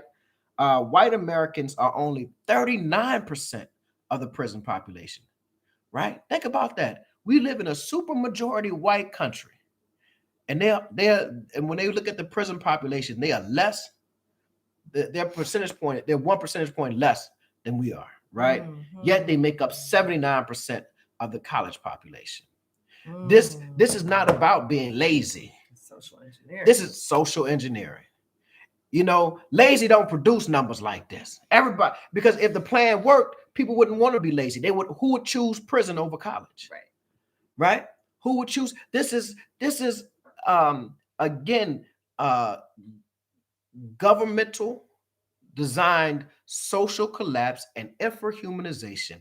This is about the elimination of a certain group of people. We got to be clear. Farrakhan talks about this. Farrakhan talks. He said, "Man, you know what use do they have for you now? Before you were slaves. When you stopped being slaves, you were laborers for a little while. We cleaned people's houses. We stopped that. What use do they have for us now? Replacement for that. So what use do they have for you now? And you know, so we have to wonder what's really going on. We talk about social collapse. When you lock up black men at that rate, right? When you're locking up watch, here's a number. And I want you to go and do the math. There are more black men in prison in the United States of America. Listen, there are more black men in prison in the United States of America than there are women in prison in the entire world. Yeah, big facts. There are more black men in prison in the United States of America, and I can show it to you. If anybody who's going to argue, I can bring it to you. There are more black men in prison than there are women. There are more black men in prison in the United States than there are women in prison. So if you add up all the women who are in jail and throughout everywhere in the world, added them up, it does not equal the number. I think it's 640,000 black men who are in prison in the United States, something like that. So yeah, And there's so many traps as they're growing up. So many traps as they're growing up to come across that criminal justice system and can we get tell them them? involved in the system. Can we So tell it's them? more than just y'all have opportunity. Mm-mm. Y'all have everything. You just don't know what to do with it. It's so much more than that. Yeah. It's about protecting these boys. Can you? What did Aiden say yesterday about right to bear arms? So our 9-year-old. 9-year-old. This is how infected he's been by the American culture. And we try to protect him. We try to be good parents, but you can't. It's certain things you can't. From the water you swim in. Right. So we're saying we're putting you guys in karate class because we want you to learn self-defense. My oldest son wanted to be in boxing classes, right? To take boxing. Boxing is a wonderful sport. However, that most gyms here that teach boxing won't take a child until he's about 12 years old, and Austin is just 11. So I said, well, I'll put you in karate classes, right? Karate takes you at 8, 3, 4. Aiden said, why do I need karate classes when we have the right to bear arms? My 9-year-old said that. That was the most American thing I've ever The heard. most American thing. Why do I have to go to what? Learn to fight? We got guns. Let me get my children out of here, quick, please. We got to go. I might luck. Every year I'm losing something. Hey, you know what I'm saying? That's what they learn, but that's what they learn in school about our Second Amendment. This. We live in Louisiana, an open carry state. What does open carry mean? I mean, you can walk around the streets with your gun wide open on your hip. You can ride around with it in your car. This is an open carry state. I wouldn't advise that if you were black. No, black folk don't do that. Open carry for certain. Yeah, unless you're in full uniform or something. Right. Like, unless you're in full uniform. Yeah. I saw a brother in Walgreens recently, and he had his gun on his hip, you know. And now what they're doing now is you can take I think it's an 8-hour course, and as long as you don't have any felony convictions, you can get a concealed weapons permit, just a regular person. And that means that you can walk around with your gun. You can put your jacket on, or you can put it in your waistband and put your shirt down over it. You can walk around with your gun. So you just never know who's strapped in the United States. In Texas, if I'm not mistaken, didn't they either passed the law or they tried to pass a law where you didn't have to have a permit to get a concealed weapon. You could just conceal your weapon. You could just go buy a gun. Where's Josh at? Is Josh still on the feed? Josh, because Josh believes in his right to bear arms. Josh was showing us all kind of. I said, "Oh, Josh, you got an arsenal. Man, what's going on? Is something you need to talk about? Is it that dangerous in Dallas? It's a mess. Wait, someone said we need to address the culture. I see parallels between Black American and colored communities. Celebration of dysfunction. No celebration. Well, no. Well, I'm not. Real. No, I don't. No. I think what I'm hearing with that is big facts. Let me tell you. What are you talking about? The music? The music. We celebrate dysfunction.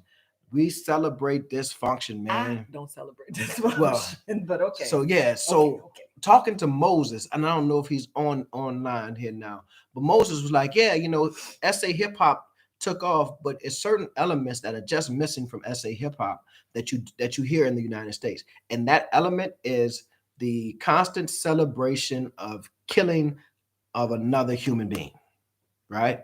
In rap music in the United States, you hear it over and over and over. You hear the insulting and degrading language towards women over and over and over and over, to where I grew up. The hip hop I grew up on was To the East, My Brother to the East. Public Enemy, X-Clan, and these groups, and then Arrested Development, Goody Mob, Scarface. I was a full-grown person. Tupac, right? I was a full-grown person. I'd already had a developed personality in mind when they started really talking about gangster rap. Right. Yeah. And killing and stuff. So it became that as entertainment. We hear it, we listen to it, ha ha ha ha.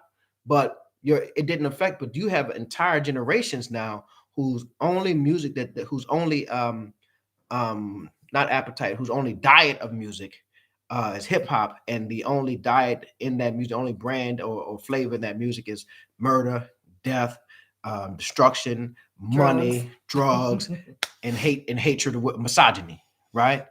And so so then it becomes reflected in the individuals. You see them walking around, and this has shaped who, their perception of the world and their perception of who they are. And they think it's cool to be a gangster. And they think so that stuff is absent from the SA hip hop that I have heard, right? So yeah, there is a celebration of dysfunction there, and we have to somehow address that. We have to be honest with it, because during my lifetime there was people like C. Dolores Tucker, there was Reverend Calvin Butts, and they were saying, "Wait a minute, this music is horrible, it's destructive." Your And parents? they're my parents, right? My And word. we lied and tried to argue philosophically. Well, this is just they're reporting what's going on in the streets, and no, that's not. First of all, black folk killing black folk didn't start in 1980.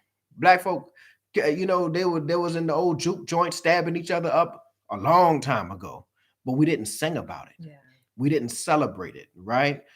Black women being promiscuous didn't start with Trina. You see what I'm saying? Promiscuous black women have existed. We didn't celebrate it. We didn't sing about it, and we didn't assume that all black women were like that, right? So this is not a new phenomenon. The new phenomenon is our ability. Just I'll have to go, brother. Yeah. All right, brother. Have a good one. The new phenomenon is that we are now promoting it. We have now promoted it, and we have now made it a part of our culture, right? Yeah. Think about just in the time that we have been alive. Think about,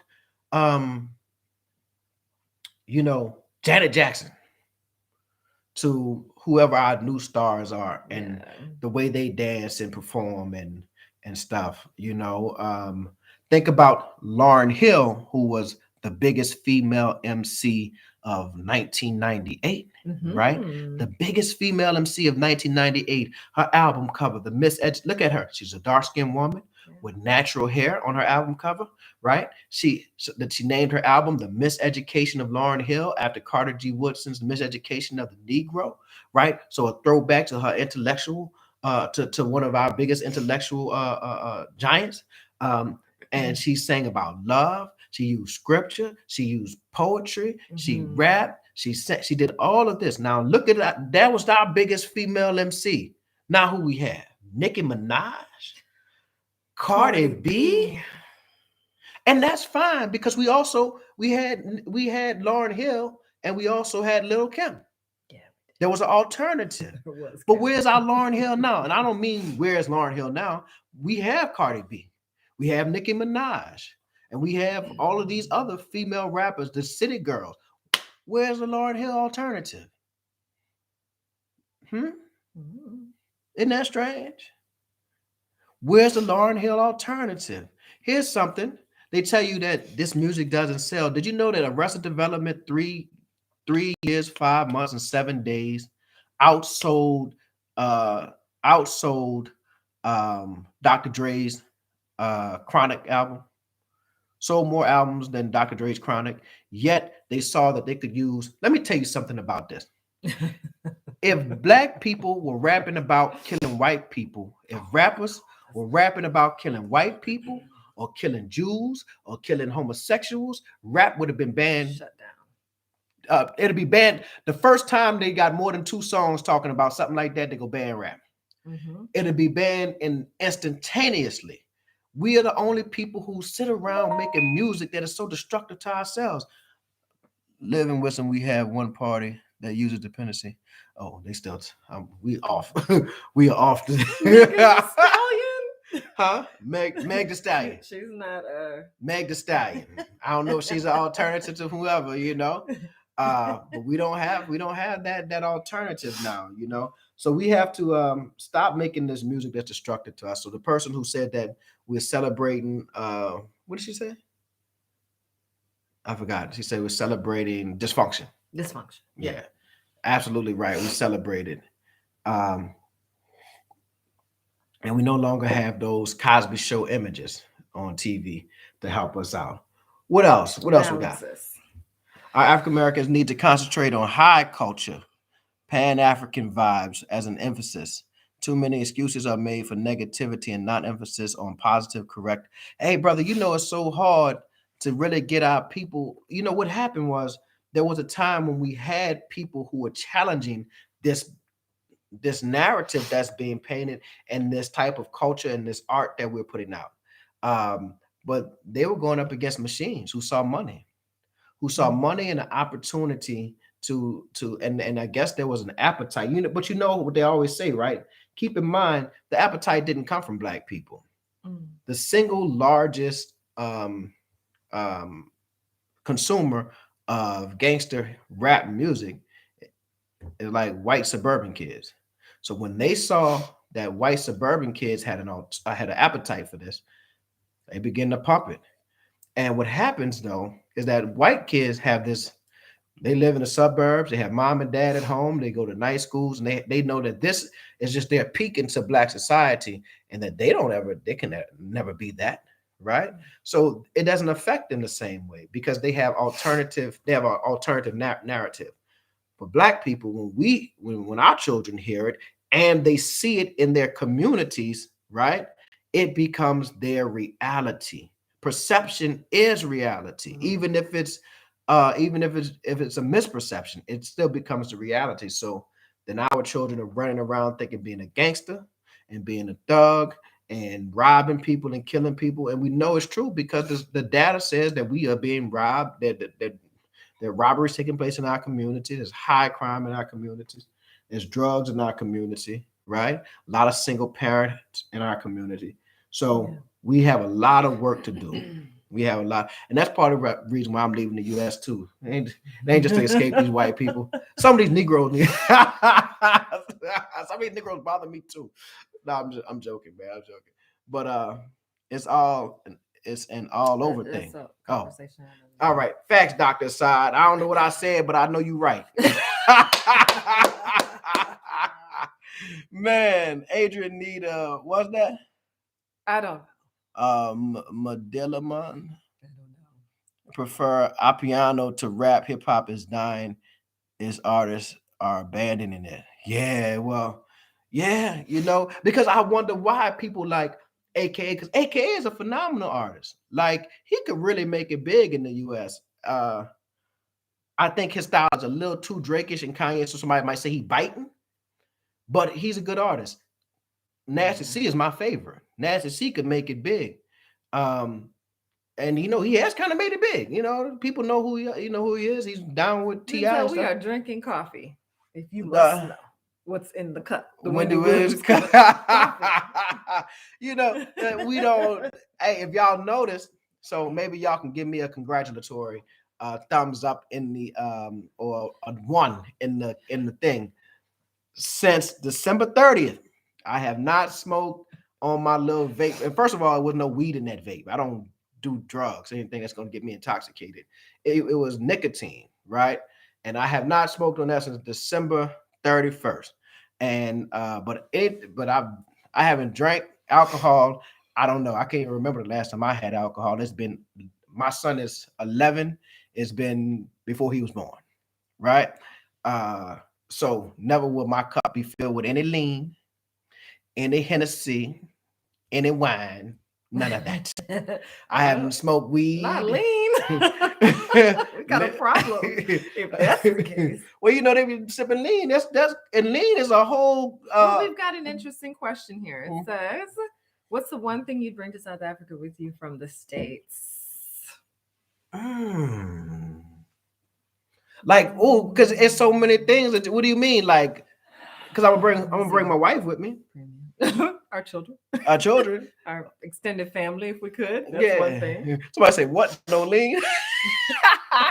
No lean. I don't smoke weed. I don't do nothing. Lean. I told y'all about my finger. See my finger? See how this finger looks different than this finger? Right? This finger was smashed under I was lifting weights and it smashed and it burst like a grape. Pow! Burst open. And I had to go to the doctor to get the emergency room to get stitches. And the woman said, okay, first I'm going to give you this pain pill. She said oxycodone or something. I said, baby, you're not finna give me that. Your pain is a signal. And you're trying to cut off signals. No. You're trying to give me something that's going to confuse. My finger is burst. It's supposed to hurt. It's supposed to hurt. So she said, well, I got to give you some type of medicine. I said, well, you can numb it local, and it's, like a local numbing. So she could sew it up or whatever have you. But I'm not going to take anything that's going to get me high and have me. That's how they hooked us on drug. Oxycontin. Right? Oxycontin. Pain meds is that's how we have a heroin epidemic in the United States right now. You're not going to give me anything that's going to get me high. I don't care what it is. You understand? And then she said, I took when I had my first baby, I tried. I was like, well, natural birth. And they kept offering it like a drug dealer when you try to. I was in pain. Are you sure? I'll come back. Are you sure? Finally, I gave in. I'll take it. Weak. I'm not trying to make myself feel bad. I won't. You can press the button to get some more doses. I was like, okay, I'll only press it once. I soldiered through the next birth. Yeah, you did. Do the first one. I would have soldiered through the first if that person didn't come back like a drug dealer every 30 minutes. Are you sure? Don't get high. You don't have to be in this pain. It's a time to get high. No. She tried to give me some pain pills for after the fact. I'm like, woman, please stop trying to. You're right. They do. They keep coming back. Are you sure? I don't want your dope. Anesthesiologist, he wants his check too. Oh yeah. You forget how much of that is capitalism work. So what will we bring to you from the United States? Let me tell you what I better be able to answer that question when we actually have lived there for. Yeah, but there's some things that I think that the U.S. does differently. For instance, somebody correct me if I'm wrong. Now I know y'all were talking about our wood frame houses, right? The wood frame houses, and we do have termites and all that stuff, and they last all right. But I think Ronaldo told me it takes 3 to 6 months to build a house in South Africa, right? That won't fly in the United States. It just won't. That wouldn't fly unless you're like building a custom home for yourself. You know what I'm saying? But for us, building a house, maybe 2 months tops to get it everything in without any hangups. Now, if there's hangups or if there's a problem with funding or you gotta keep going back to the bank because some people build houses where the bank will let them borrow $100,000, but only give them $20,000 at a time, right? So they'll get $20,000 and they'll do a little bit, and they're gonna have to go back to the bank. That may take a week for that check to come in or whatever have you. So, but the time thing, in terms of building houses, the houses are a little cheaper. You're right, with that wood frame stuff that we have here. It is definitely more time efficient. Boom, boom, boom, boom, boom. It's up. If it's 3 to 6 months for each house, that's a long time. And then what if you run out of funding? So for us, that's just a long time. Now, for South Africans, that may be fine. But look what happened under Trump. Okay, they own something else. Yeah. So what else would I bring? Nope, I wouldn't bring. So we were at that restaurant last night. Where did we eat last night? We ate somewhere we went to the place with no roof.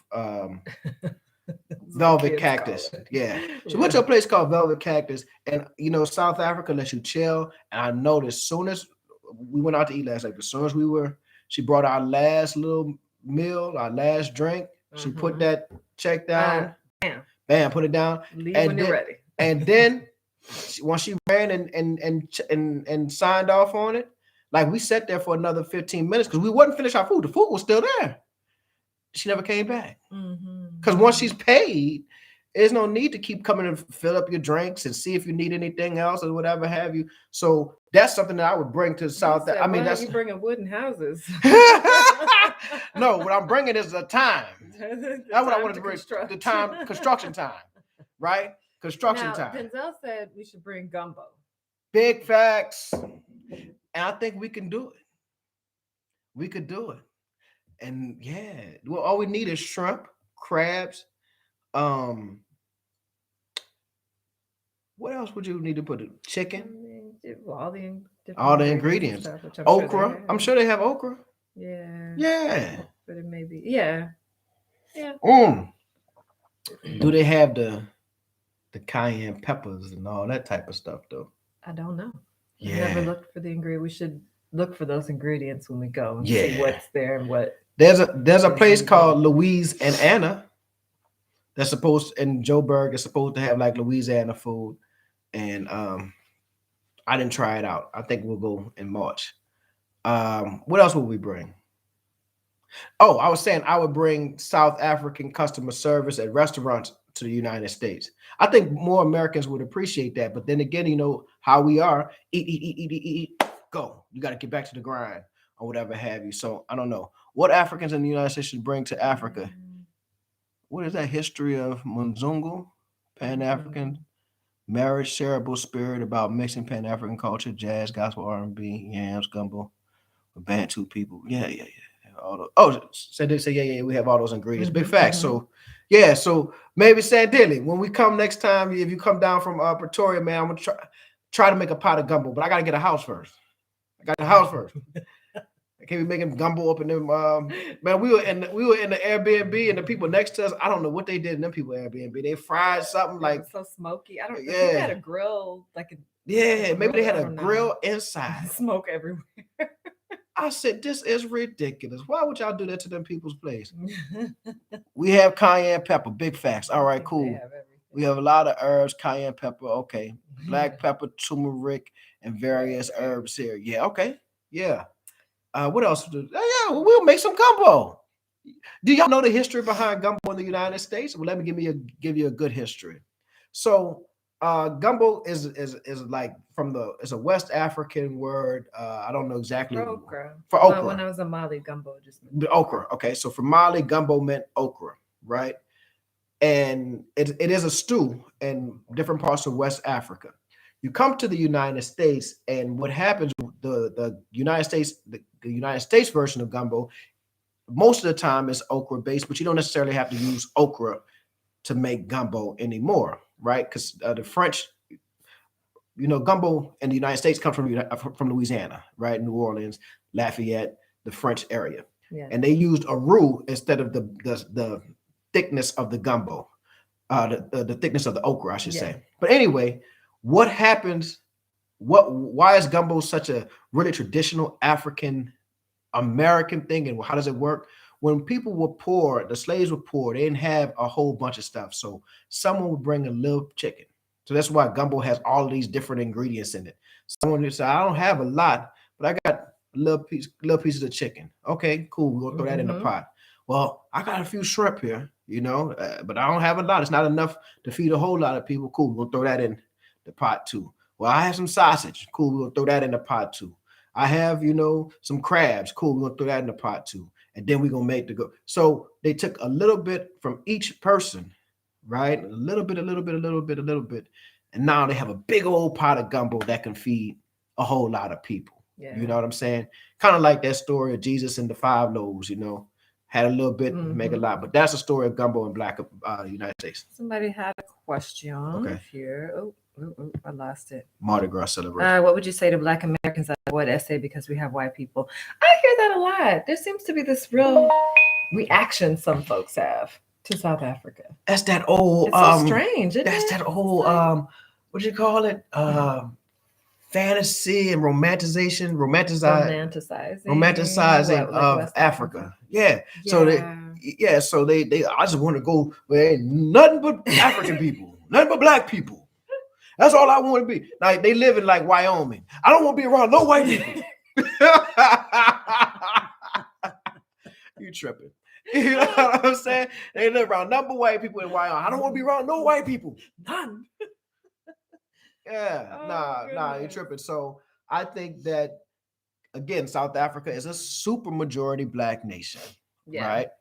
And that, hey, but then again, it is their prerogative. If they don't want to go to SA, that's fine. Most likely you don't want them there anyway. If they don't want to be there, don't be there, right?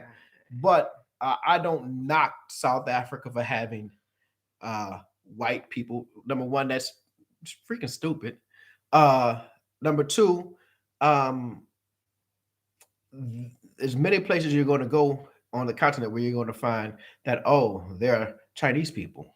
Oh, what are Or those Indian Indians, people right? or Lebanese. When I was in Lebanese, Mali, the Lebanese exactly, owned like a lot of the hotels, the exactly. restaurants, and so I'm like, We're the only ones who are just now coming to the continent. right. Folk been coming to the continent from all over the world.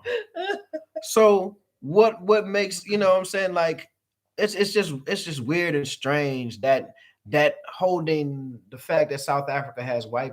In fact, I kind of like the fact that South Africa got some white people and got some Indians, and because when I'm in Little Joburg, mix of it's a people. mixture of cultures, Hmm.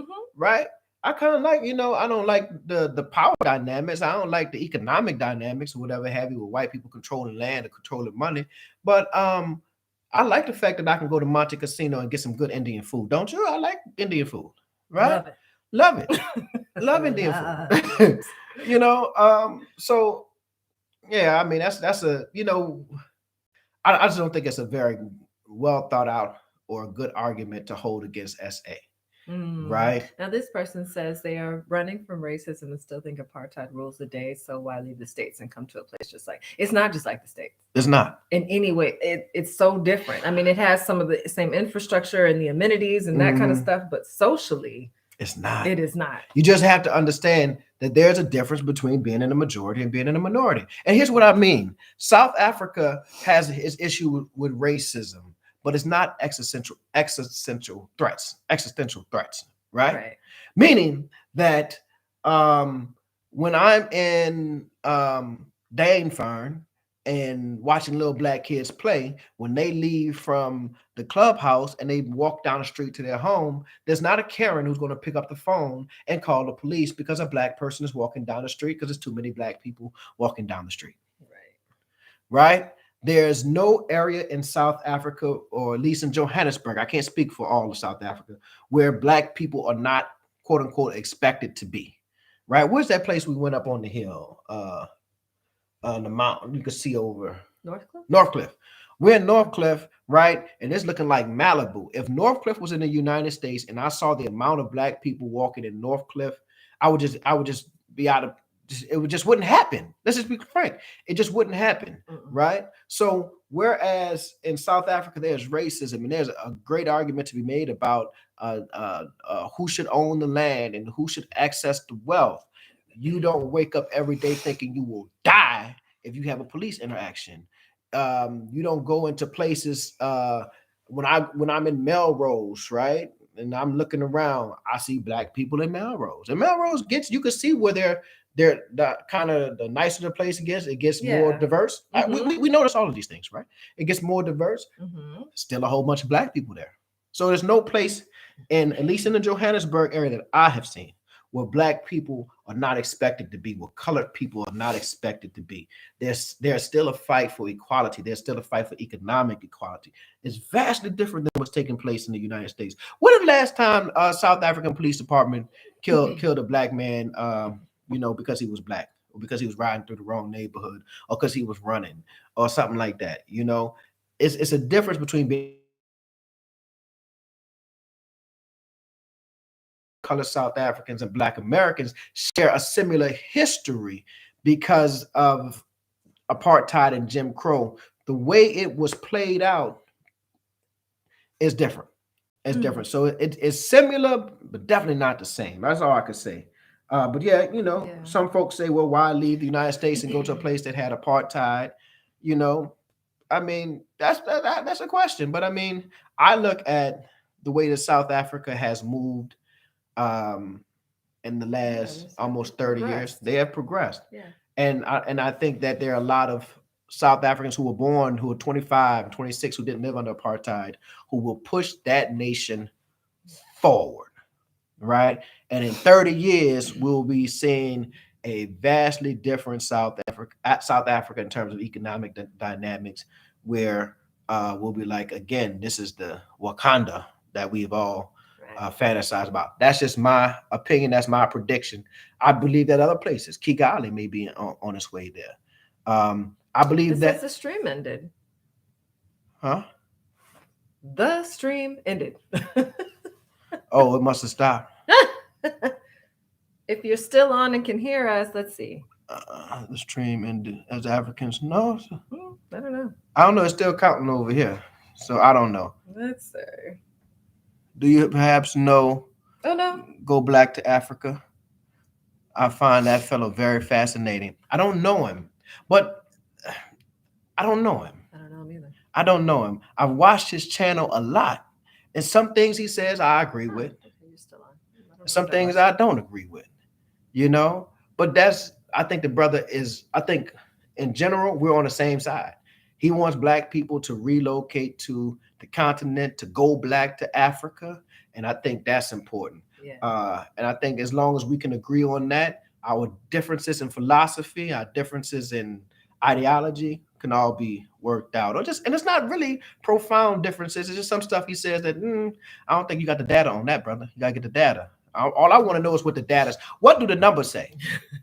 What do the numbers say? Because anecdotes are not data. And this is not directed towards him, but anecdotes are not data. I need to know what the numbers say, because it sounds real good to say X, Y, and Z, but then you look at the data, right? It sounds real good to say that Black people got money. I mean, we're doing good in the United States. Look at all those Black people playing basketball. Look at all, and he doesn't. I'm not talking about him. I'm just saying this in general, right? Black people do it, and then you go and look at the data, and the data is like, whoa, 60% of Black children are, growing up in poverty. You're like, oh, yeah. So the data matters. All right. All right. We're going on 2 hours. Oh. Our live stream went way longer than I wanted to go, man, and we didn't get to read none of the comments, but because it was too many. Yeah. I couldn't keep up. Can't keep up with that. Anyway, I can hear you and see you. Okay, good. Thank you. Thank you.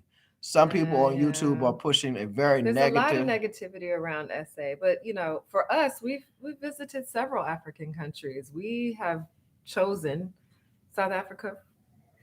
We've chosen it. I mean, to each person, they want different things. This is what they hating.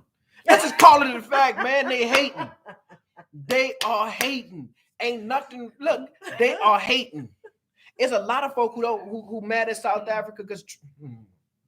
Man, let me bite my tongue, man. I'm trying to. Then there's these people. It's almost like a bad thing that it reminds them of the States. So now they want to go somewhere, I guess, and live the village life. I never lived in a village. And it's just people want different things. Some people want to be in the village. They want to get renamed by a chief. They want to change their identity. I'm not looking for a full identity change. I don't need to be taken in. I know who I am. I know who I am. Some people just plain old hating. Y'all, there's a video on our channel where I'm talking about polos. Man, there's polos, right?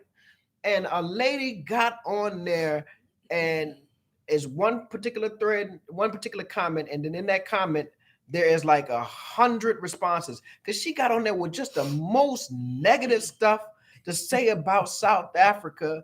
And it is like, so some of the South Africans who were following the channel at the time, they were arguing. Look, some folks just hating.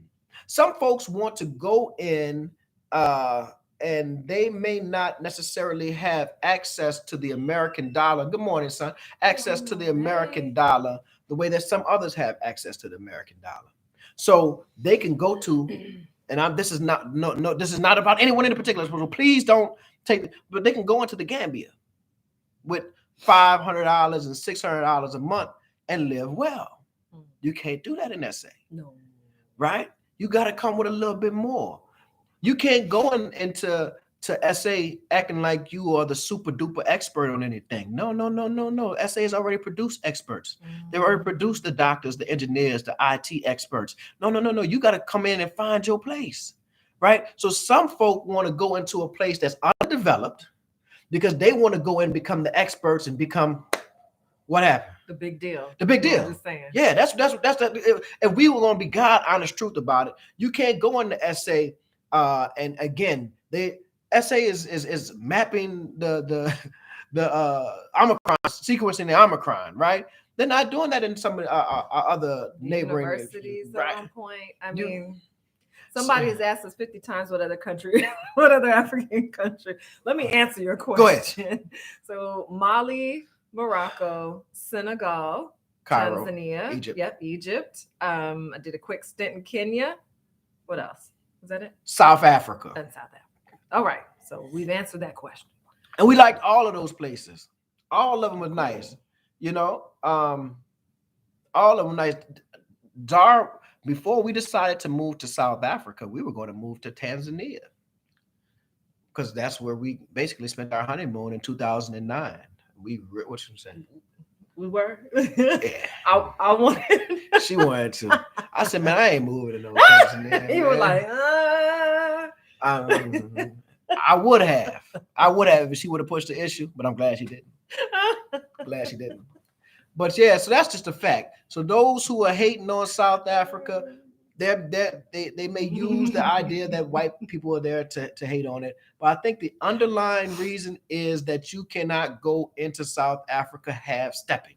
They already have the expertise. They already have the infrastructure. They already have everything that they need. Really, South Africans don't need you. That's the truth. You can go to some of these other places where they are desperate for the Western education and the Western ideas. And I think that's why some people go. And again, the affordability. I think coming from our perspective, South Africa is pretty affordable. But from some other perspectives, again, you can go to the Gambia, or you may be able to go to Ghana, different other places, and spend $1,000 a month and live very, very well. Right? You can't do that in SA. You're gonna have to come correct. So I think that's a lot of the hesitancy when they go. They know I can't come here and do nothing. Like not do nothing. I mean, I say that. Yeah. I can't come over here. Something. You got real competition. You got real competition. Real competition. Yeah. And I've been running my whole life. I don't have no problem running. So I think that's the underlying hatred that the underlying motivation behind the hatred. SA is again, I'm not blowing smoke up your behinds. It's a first-class, world-class nation. So they're going from where they're running hard in the United States, and they come to SA and they see what's happening. They see that this is a country, a nation that is on the ball, and they know that they're going to come there and still have to run too. Now, when they have to go to Gambia, and I'm not knocking Gambia, but Gambia is a different environment, right? Ghana is a different environment, and we know that Ghana is coming up, right? They know when they go to, I think there's some folk in. Is he in the Congo? Man, I forgot. But you know, maybe Sierra Leone. Oh, Sierra Leone. I wish everyone well. And some folk, like you say, want to live in the village. I don't want to live in the village. Yeah. Period. Like he was saying South Africa has their villages too. So if the village is what you want, you can get that. Yeah, but I don't want to live in the village. Oh, right. Yeah. You know. I'm a city boy. I like Josie. I like Johannesburg. It's the big city. It make me just feel just like, ooh, Houston, Atlanta, Vegas. You know? It's a hard adjustment. I've done village life for just a couple of months, but it's an adjustment. Dar es Salaam was an adjustment for me. That's what I'm saying. We went to Dar, and Dar had like 8 million people. But where we were, it was an adjustment. It's a much slower pace in Dar than it is in Johannesburg. Coming from the States, Johannesburg is, again, it is really like going to, if you guys want to know, if you're asking yourself, you've never been to the United States, what is Johannesburg, or what is the States like? Johannesburg is like a black Houston, like an all black Houston, or 80% black Houston. That's what it feels like. It's maybe in Atlanta, but it's still a little more Houston because it's spread out. Like you know, you get in the car and you got to drive 30 minutes to go from 4 ways to Morningside or whatever have you. You know, you got to drive. That's the way Houston is. You're gonna have to get somewhere and drive. It's expansive. And Houston has some very beautiful areas, very nice areas. Just that Houston is, you know, majority white, even though they have a black mayor, or they had a black mayor. And they have a large black population, they have a large Nigerian population, Ghanaian population. But that's what Josie feels like if you kind of want to know. Yeah, someone wanted to let us know about Kikuyu Estate. I'm just saying. Thank you. It came up and then they brought it up again. So we saw the comments. This is it. I saw the comments. Asad, how can we influence the ADOS movement and mindset to be neutralized in order that more blacks in the United States will see the benefit of identifying as African and have a Pan-African mindset? That's a phenomenal question. So let me tell you what I think about the ADOS. And ADOS, I think it's important. I think the movement of ADOS is important. Here are my critiques, or here's my critique of the. First, let me give my support of the movement and say, I believe that you can have solidarity with specificity. So what is the ADOS movement about? The ADOS movement at its core is about a reparations claim for Black American descendants of slavery. So ADOS, American Descendants of Slavery, right? So there's a reparations claim. I have written extensively on reparations, and I do believe that I believe in reparations. I believe it is one of the ways that we can get ourselves, or Black Americans, African Americans, out of the mess that we are in, right? We did not place ourselves in this mess. Therefore, there's a responsibility by those who have placed us in this mess to assist us getting out. So I believe 1000% in reparations. And the ADOS movement at its core is making a claim, a justice claim for reparations. Yeah. Right? They are saying that reparations should come to the descendants of slaves. Right? So I definitely believe in that. Now, what I don't like about the ADOS movement is the xenophobia and the anti-African sentiment within the movement. And the anti-African sentiment stems from them trying to distinguish themselves from other. And it is very important to make that distinction. But it has to be clear. This justice claim, we are distinctly making this justice claim as the descendants of American slavery. We want reparations. That can still be within a Pan-African mindset, still within a Pan-African movement. The problem is the leadership of the ADOS sought to divorce that justice claim from Pan-Africans, right? From Pan-Africanism. And I see it as a misstep when we could have the entire world, the Pan-African world, then supporting our claim, justice claim, against the United States, right?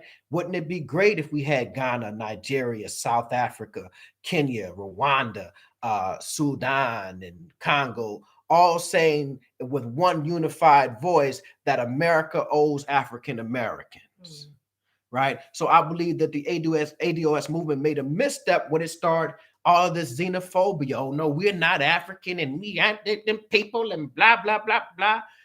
You misstep. It was a miscalculation, right? I understand that there was a way of trying to say that reparations are just for descendants of slaves. Makes sense. When South Africans are speaking about land redistribution and reclamation, what would you call it? Reclaiming the land in South Africa, right? I have no place in that conversation. They didn't take my land. They took indigenous native South Africans land, right? So if the government ever decides to take the land from those who have it and give it, I shouldn't be standing in line, right? I would be out of place. So when we talk about reparations, for the United States, so many for Black Americans, it is specifically for Black. So you could have specificity, right? This claim is specifically for Black Americans or African Americans, and still have solidarity with our African brothers and sisters in the diaspora and on the continent. So how do we move them? Well, they are falling apart left and right. You know what I'm saying? They are falling apart left and right. The leadership, again, they miscalculated so many times. They calculated politically with their support of down ballot. It was just a series of miscalculations by the ADOS movement, starting with the xenophobia, starting with the isolation of, or at least their political support or lack thereof, and lack of a clear political agenda. They had a clear reparations agenda, but not a clear means and method of supporting or using politics in order to get that agenda pushed. So, so we don't really concern ourselves. And then, they're loud on YouTube. But you walk around the street and the average Black person don't know jack about ADOS. Yeah, I know about them. I'm supposed to be politically and culturally aware. But you talk to the average black person walking up and down the street and say, "Are you ADOS?" They don't have no idea what you're talking about. That's a very small. Let me give you a comparison. They don't care. Huh? Very few care. Yeah, very few care. Like, what is that? They have split several factions: ADOS, FBA. Yeah, the guy who started FBA used to be a pimp. He did a series, a documentary called "Pimps Up, Hoes Down." He did. Yeah, I can't mean, understand why that's how anyone would misled people follow are. Why him. would you follow him? And then he started his career as this spokesman doing Hidden Colors. We used to talk about all our ancient African history, and now all of a sudden he is whatever, he's a pimp. So I'm talking about Tyreek. What's his name? Tyreek Nasheed. Yeah.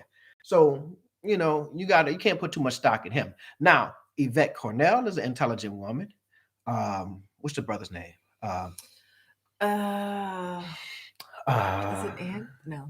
Antonio Moore is an Antonio, intelligent brother. We just have disagreements on this xenophobia, right? We have profound disagreements on this xenophobia, but I believe that I take them more seriously than I would take a Tyreek Nasheed. But let's look at the numbers.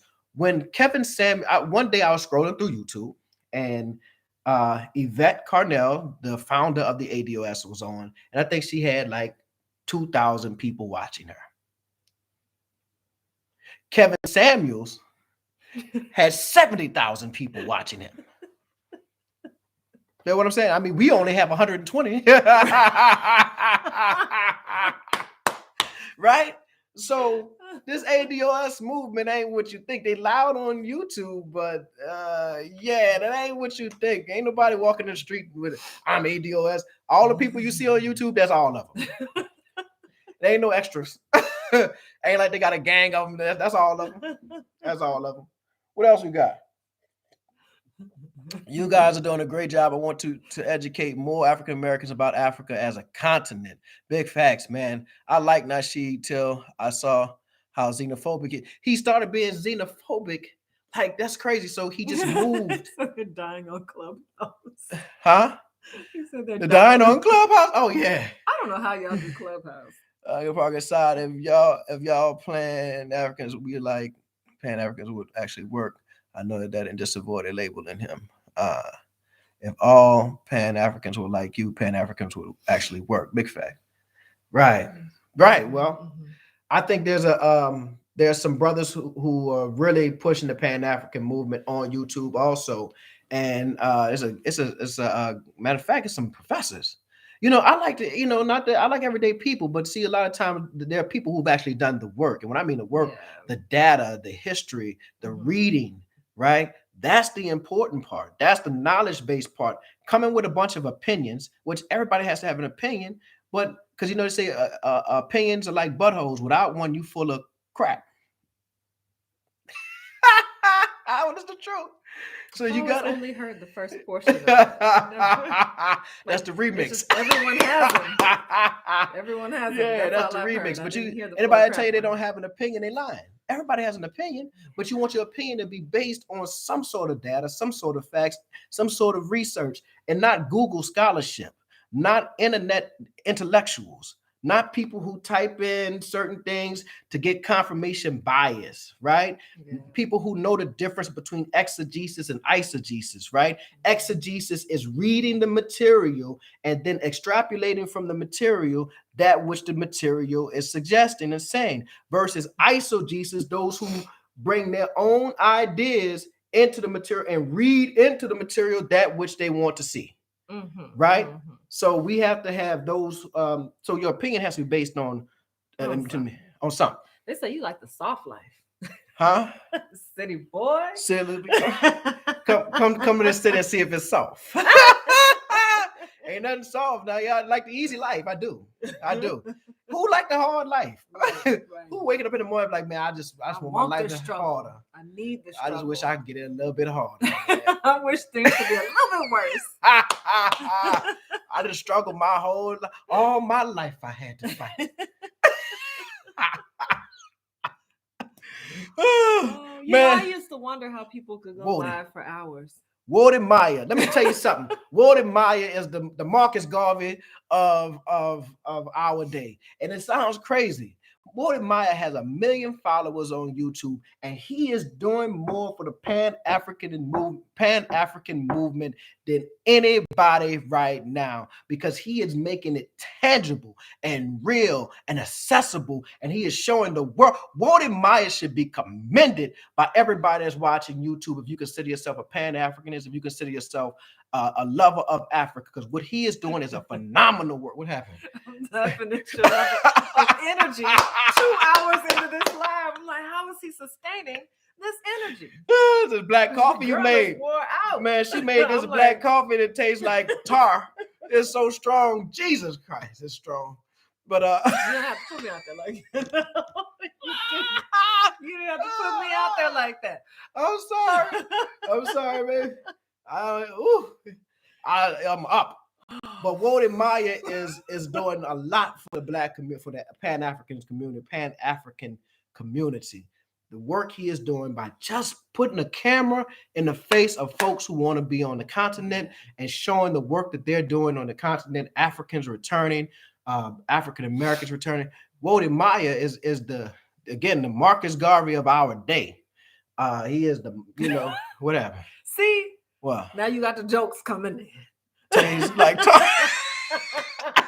tastes like Starbucks coffee.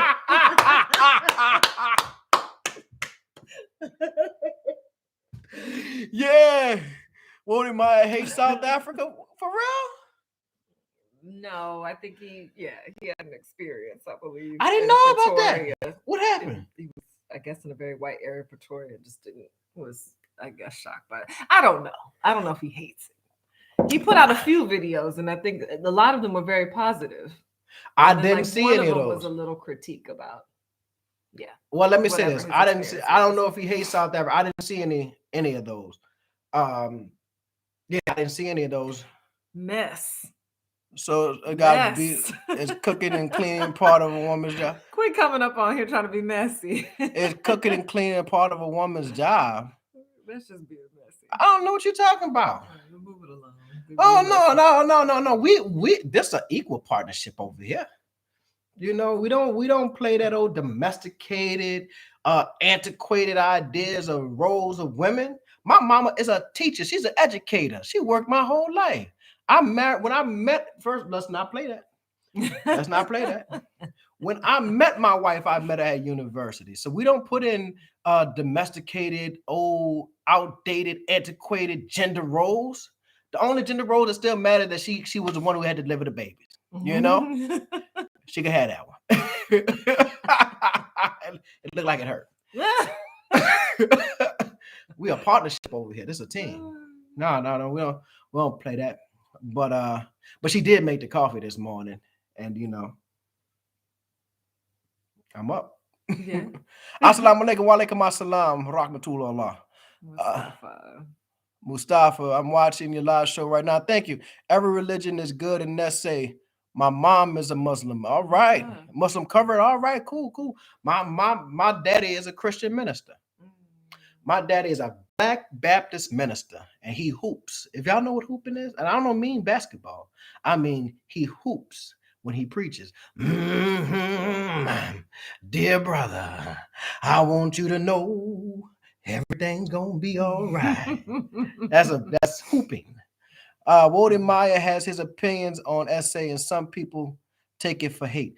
I didn't see this. You know what I'm going to have to go back and check it. Now, critiques, as long as they are based. Okay, you looking like you super duper. No, I'm coming. I'm just stretching. Critiques of essay are, if they're valid, they're valid.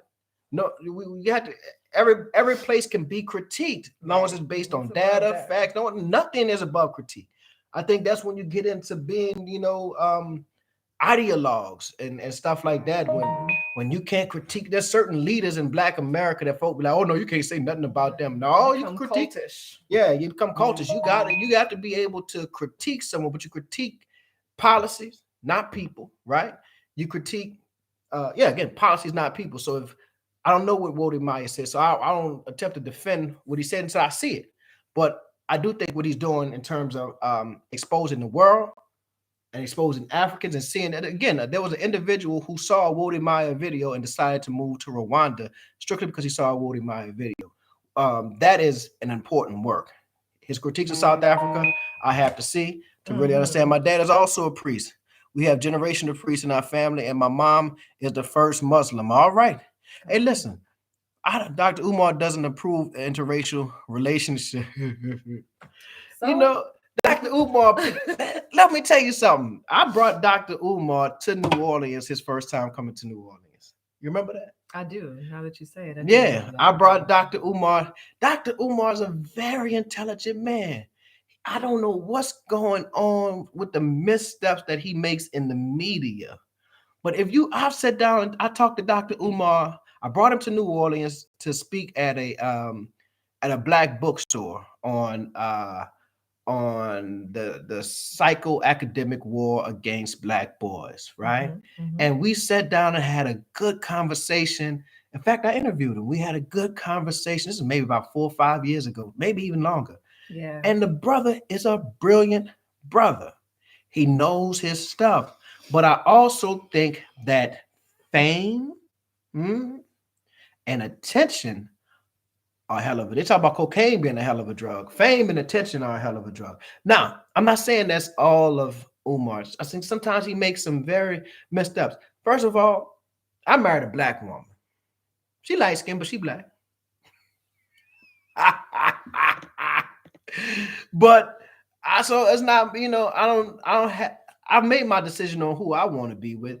But am I upset because a person wants to marry a white woman or marry an Asian? I ain't got no woman or man to give you. You sound like me. Right. I ain't got nobody to give you. So if that person is making you happy, if you like it, I love it. If you like it, I love it. So I'm not finna sit up here and talk about you're a sellout because you are interracial. That's on you. If that person is making you happy, I ain't got no woman to give you, brother. I ain't got no man to give you, sister. So if that white boy or that white girl making you happy, or that Asian woman, that's on you. I'm looking more power to you. I'm happy that you're happy. I hope that you don't have to minimize yourself or constrict yourself just to be in that relationship. I think there's some in each relationship. There's all sorts of dynamics, and throwing in race is another dynamic that you're going to have to deal with. But if you like it, I love it. So when he gets into all that hating on people in a racial relation, his ancestor that he claims, Frederick Douglass, married a white woman. Frederick Douglass was half black, half white. So we can't, what are we doing here? If you look at the DNA of most black folk in the United States, 30% of it's going to be European, because we had a white rapist or ancestor somewhere in our bloodline. Let's keep that 1,000. You know what I'm saying? So that type of hatred, that's silly.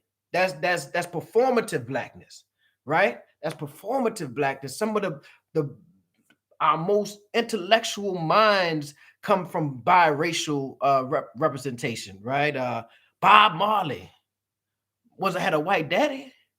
Colin Kaepernick, what's his name? The boy with the afro. You got all kind of white parents. You know what I'm saying?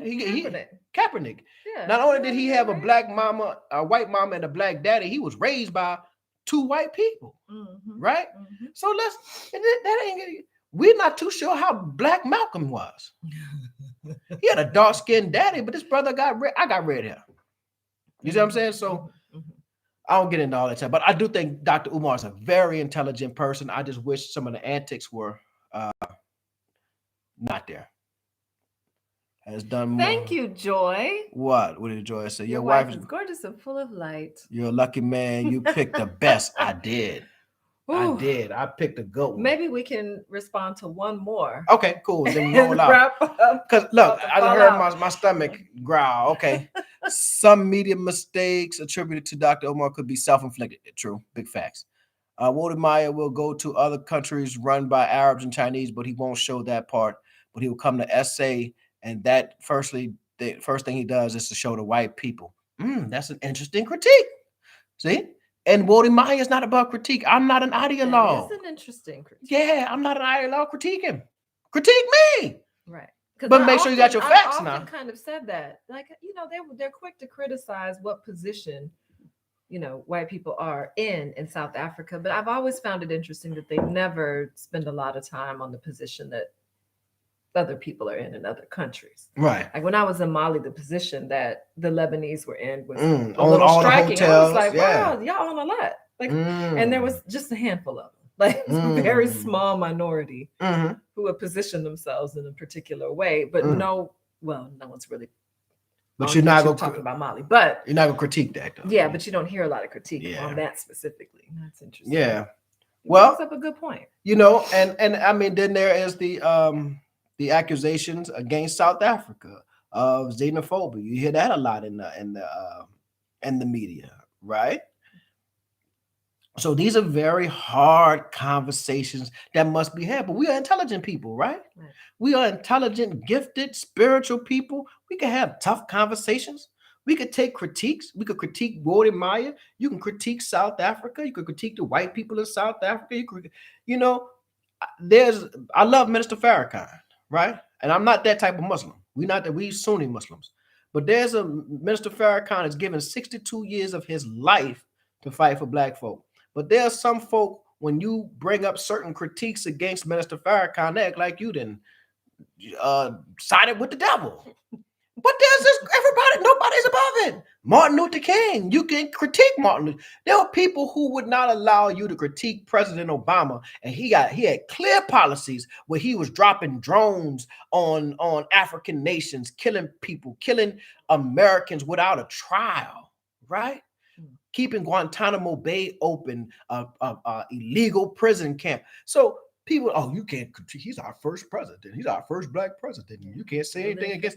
When people start getting like that, when people start like somebody's above critique, I get scared. I don't want you making me nervous because I think your level of intellect is diminished. You have to be able to critique everybody and everything. As an academician, we approach research as skeptics. So I'm skeptical of everything. But anyway, xenophobia. All right, Tavani says in life, if you want good things, position yourself. Stop blaming other people. Who that's for? I don't know, but that's good. That's a good thought. I feel like some of our move is to put ourselves and our children in a better position. I agree with that. Yeah, definitely. You always got to do that. You need to do. Somebody said xenophobia is a term used to silence Black South Africans on legitimate concerns. Let's speak on that. See, I think xenophobia attacks come from the guys jumping the border and selling drugs here. No one is attacking the people coming here legally and contributing. Nobody's ever attacked me in South Africa about it. There's not enough of us. It's not enough of us. Would you? But I do think. I don't know. See, I said I was going to stay out of these type of conversations, but what I would do is I would frame it in the American context. Yeah, right. When people are upset at South Africans for immigration and calling it xenophobia, here's what I see. I see that my dad grew up in a time where cutting grass, mowing lawns was a black man's job. Remember, we came from being slaves, right? Working the field. Right. So it was a natural transition for us to go from being slaves, working fields, to kind of being the lawn guy. So we were gardeners, we cut grass, we kind of took care of the outsides of houses. That was the job that a lot of black men used to kind of, even if they had full-time jobs, like my dad had a full-time job working in a refinery, he would go out still and mow lawns. I told y'all the story that I would go out and mow lawns, right? Well, I remember in the 80s and 90s when my dad would ride around, he would look and he would say the Hispanic brothers and sisters. Now, he may have been coming from a place of xenophobia, a little bit of racism, right? Not consciously, but he would look and he would say, the Mexicans are coming over here, cutting grass, taking our jobs. Now, that's an opinion, but let's look at the numbers. So when we understand that the majority of black men in the labor pool are in the unskilled or semi-skilled labor market, right? A labor category, meaning they could be construction helpers, lawn care people, dishwashers and stuff like that, right?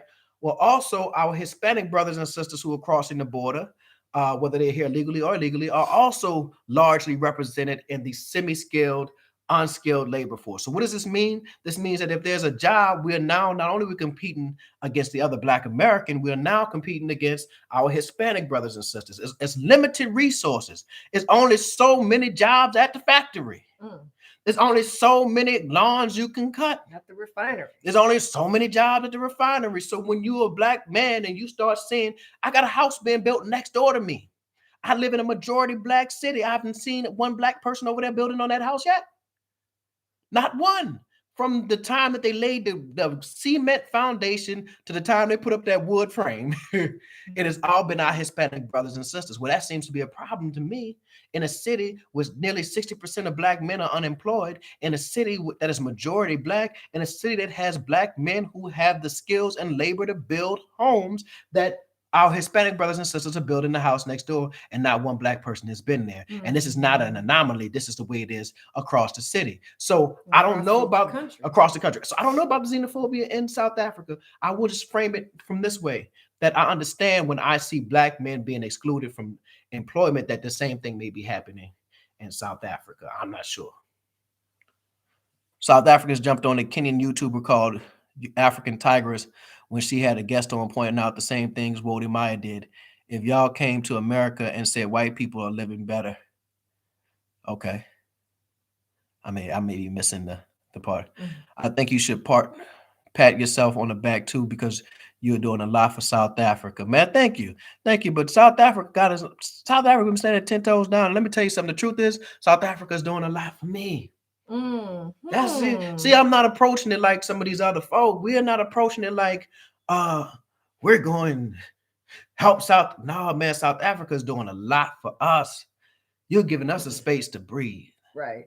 To be, right, to exist, to flourish a little bit, so that my children don't have to worry about being killed by police or being killed by these crazed animals that we got running the streets with AK-47s in our communities. Let's just be 100%. Yeah, South Africa got its problems. And I can point them out. South Africa got a gang of problems. There's no utopia in the world. Nope. Right? But South Africa is doing a lot for us. You guys have opened your arms. And then we almost at 2 minutes and 2 hours and 30 minutes. So we about to get off here. But you guys have opened your arms to us. And we greatly appreciate it. We do love you guys for that. And you guys are a wonderful nation. The greatest resource that South Africa has is not gold, it's not diamonds, it's not the greatest resource that South Africa has is its people. You guys are some of the best people on planet Earth, even in the Cape Flats. Some good people. Because Henry is from the Cape Flats, remember that? Yeah. Henry is from the Cape Flats, and he's a phenomenal person. We don't want someone derailing what we need to achieve as a country. We aren't xenophobic, but we want things to work for good that's being accomplished by illegal foreign nationals. Right. A lot of SA xenophobia comes from KwaZulu-Natal. Okay. It's the people. Zulu warrior, right? It's the people. Hi, my family doesn't own land, and so I can't speak on that topic. I don't want to comment on something I'm not too versed in. Aside, you guys need to lecture at universities. Well, how much lectures make it? Because y'all say this twice. Because you need to lecture. I want to know how much they make. Words for you. I want to know how much they make first. Yeah, I want to know how much they make. Love you, doctors. I love you too. And she said, Anton Peterson. We love you guys. Love you too, brother Don. What are your honest thoughts about cultures in SA? Do you think culture induces a primitive mindset? I need a follow-up to that question. You know what I'm saying? I need a follow-up to that. A primitive mindset. No. Primitive? Definitely no choice of a word. Yeah, I don't know what a primitive mindset is. And you know that from our standpoint, the word primitive in relation to culture, keep in mind, my dissertation was a cultural anthropological examination of the use of scripture and the clinical practice of cognitive behavioral therapy. I'm a trained interculturalist. And the use of the word primitive is not necessarily the best choice of words that we use, because primitive, its root word is primate. And when Europeans begin to use the word primitive cultures, they were relating it to primates in terms of monkeys and gorillas apes. and apes. So we've moved away from that language, and we talk about indigenous cultures. We talk about native cultures, right? So I don't know what that question was. I don't know. I think that every nation and every group of people has a culture. People try to say white people don't have culture. White people have culture. They got mayonnaise. They got tea and dogs. Dogs. Their relationship is special. On earth. I mean, if I could there's find no other people that love a dog. Listen. They'll build parks for them, houses for them. There's no love stronger than white people and their dogs. No love stronger. And the dogs will kill for them too. It's Jesus and people.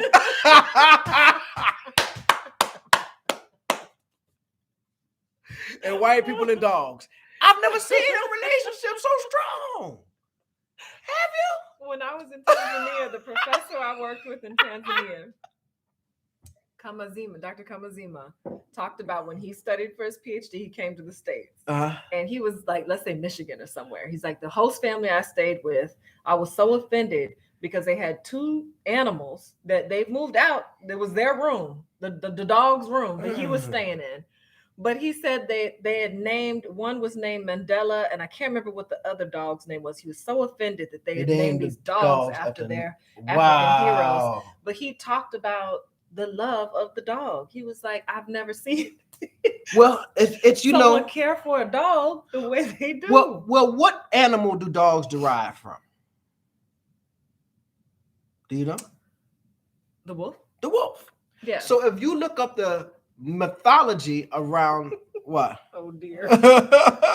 If you look up the mythology around the founding of Rome, which is considered by many to be the beginning of Western, I mean, they have Greece, but the beginning of Western civilization, European civilization, they talk about Rome. And if you look up the mythology surrounding the founding of Rome, it was a set of twins who were, I believe, abandoned, and they were raised by what?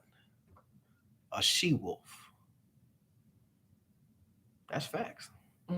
They were raised by a she-wolf.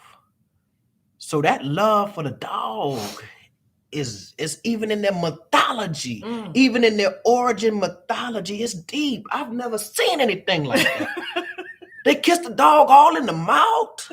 Sleep next to Sleep all in the dog. Why is this dog in your bed? I have never seen anything like this. I have not. You go to the house, the dog is special. They feeding the dog off their spoon and fork. I said, what is going on? And it's like that everywhere you go. When we were in South Africa looking at houses, the dog was there. The dogs. Once again, we were greeted by the dog jumping up on, and they didn't see anything like, why don't you like this? I don't have this relationship with animals. This is a polo. I got on polo pants, polo shirt, and you got this dog jumping on me, and then I sit on your couch, all this dog hair everywhere. I mean, if you like it, I love it, but damn. That's for me in my house. Can't have no dogs in my house. No, indeed. No, dogs belong outside in the field. You're supposed to just throw scraps to them. Yeah. Right. That's what my grandmother used to do. Just give me your leftovers. Put them in a tin can or whatever, and then leave it outside for the country Let the dog, yeah. That was it. They didn't have special diets. They didn't go to the doctor on a regular basis. They bring that dog all in the house. Dog got on a coat, clothes, bows and nails are painted now. What are we doing? You see him at the park. Oh, it's just amazing. And then when I talk about my children, the coworkers, I know because my dog. Disrespectful. I mean, they literally compare you raising your child to them owning a dog. And that's when you gotta check them. Amazing. That's when you gotta check them. They call themselves pet parents and all. That's cute. But listen, I watched my wife give birth to both of our children. I was in the hospital room both times. I could think I was a pretty good husband and nurse her when her stomach was hurting and baby was kicking and she couldn't get up and all that type of stuff. To compare you owning a dog to when women give birth, they literally put their lives on the line. Like they sign papers, like you might die doing this. Right. Yeah. And we're not responsible. You might die doing this. Sign this waiver. And she did it twice. So you comparing owning Fido, right? to raising a child is such a disrespectful thing. You own a dog. You are not a parent. No disrespect to how you feel. I know people have very close relationships with their dogs. I understand. And sometimes the family pet becomes part of the family. But please don't start elevating your animal to that of a child. You understand what I'm saying? Yeah. There's a very different bond that a mother has with carrying this. People get mad at you, though. I remember one of my jobs, they wanted to have a bring your pet to work day. And I said, y'all never said to bring your child to work day. In fact, when I asked to bring my newborn so that I could come back a little earlier and work part-time after, no, we don't think it's best for you to bring the baby into the right. But we can bring animals. Dogs are cool, but not your little human child. They're not welcome here. Y'all are off the chain. I've never seen anything like it. I was, but hey, but then, let me tell you, I got a cousin. He black. And this boy love him some dogs. In fact, his nickname is what? Dog. And this brother drove from Louisiana to California 24 straight hours. What happened? Well, we know about the dog brothers be sitting in the back of the truck in the cold weather while the dogs not listening to music, just wagging his tail. Boy, them dogs, boy. Listen, we gotta do something. We need to band together and do something about these dogs, man. The love of the dog, man, strong no matter where you find it. Listen, we gotta talk history now. I'm into it. So when the Muslim Moors took over the Iberian Peninsula, which is modern day Portugal, parts of Spain, right? It's a few things that they taught the people in that area. Number one was they taught them wudu, right? Washing your hands. Yeah. Because you got to wash up before you pray. You got to wash your mouth, wash your eyes, wash your feet. Cleanliness, right? Wudu. And they taught them to keep animals outside of the home. And that brought down a lot of disease. Yeah. You see what I'm saying? They would keep an animal, and it wasn't just the dog. They had lambs and goat. How you got this goat inside your house? We don't need animals in the house. We build structures to keep ourselves away from the animals. If it wasn't for the animals, we would just be sleeping on the ground because but everybody don't, keep let's and then some people had their little small dogs. I don't have any problem with that. You know what I'm saying? The dogs in the house. But I think some people have taken this love of the love of the dog to a whole nother level. Next level. Yeah. But we've gotten way off on some tangents. Okay. Can we wrap it up? Listen, y'all. Thank y'all for watching. I don't even know what this live was about. It was supposed to be about one thing, and it just turns into whatever it's going to be. I sure like whoever. It's 120 some people on here. Whoever is rocking with us, man. Y'all soldiers, man. I don't know what's happening. I love y'all, man. I'm getting all kind of text messages. We meeting with our. Listen, we bringing folk with us in March. Did I tell y'all that?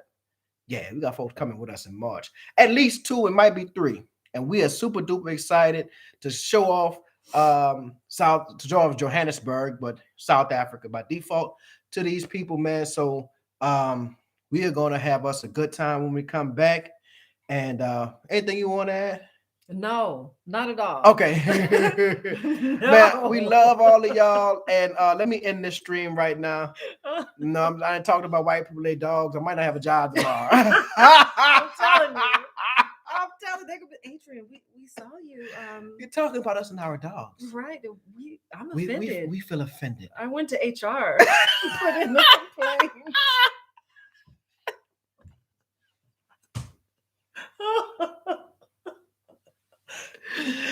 You just see every big mad face be all red and stuff because they mad.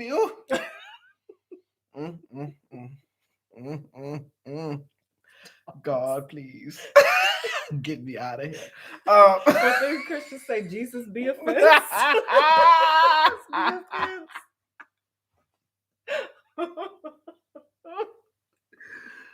Man, let me go, man. Bye. Okay, end.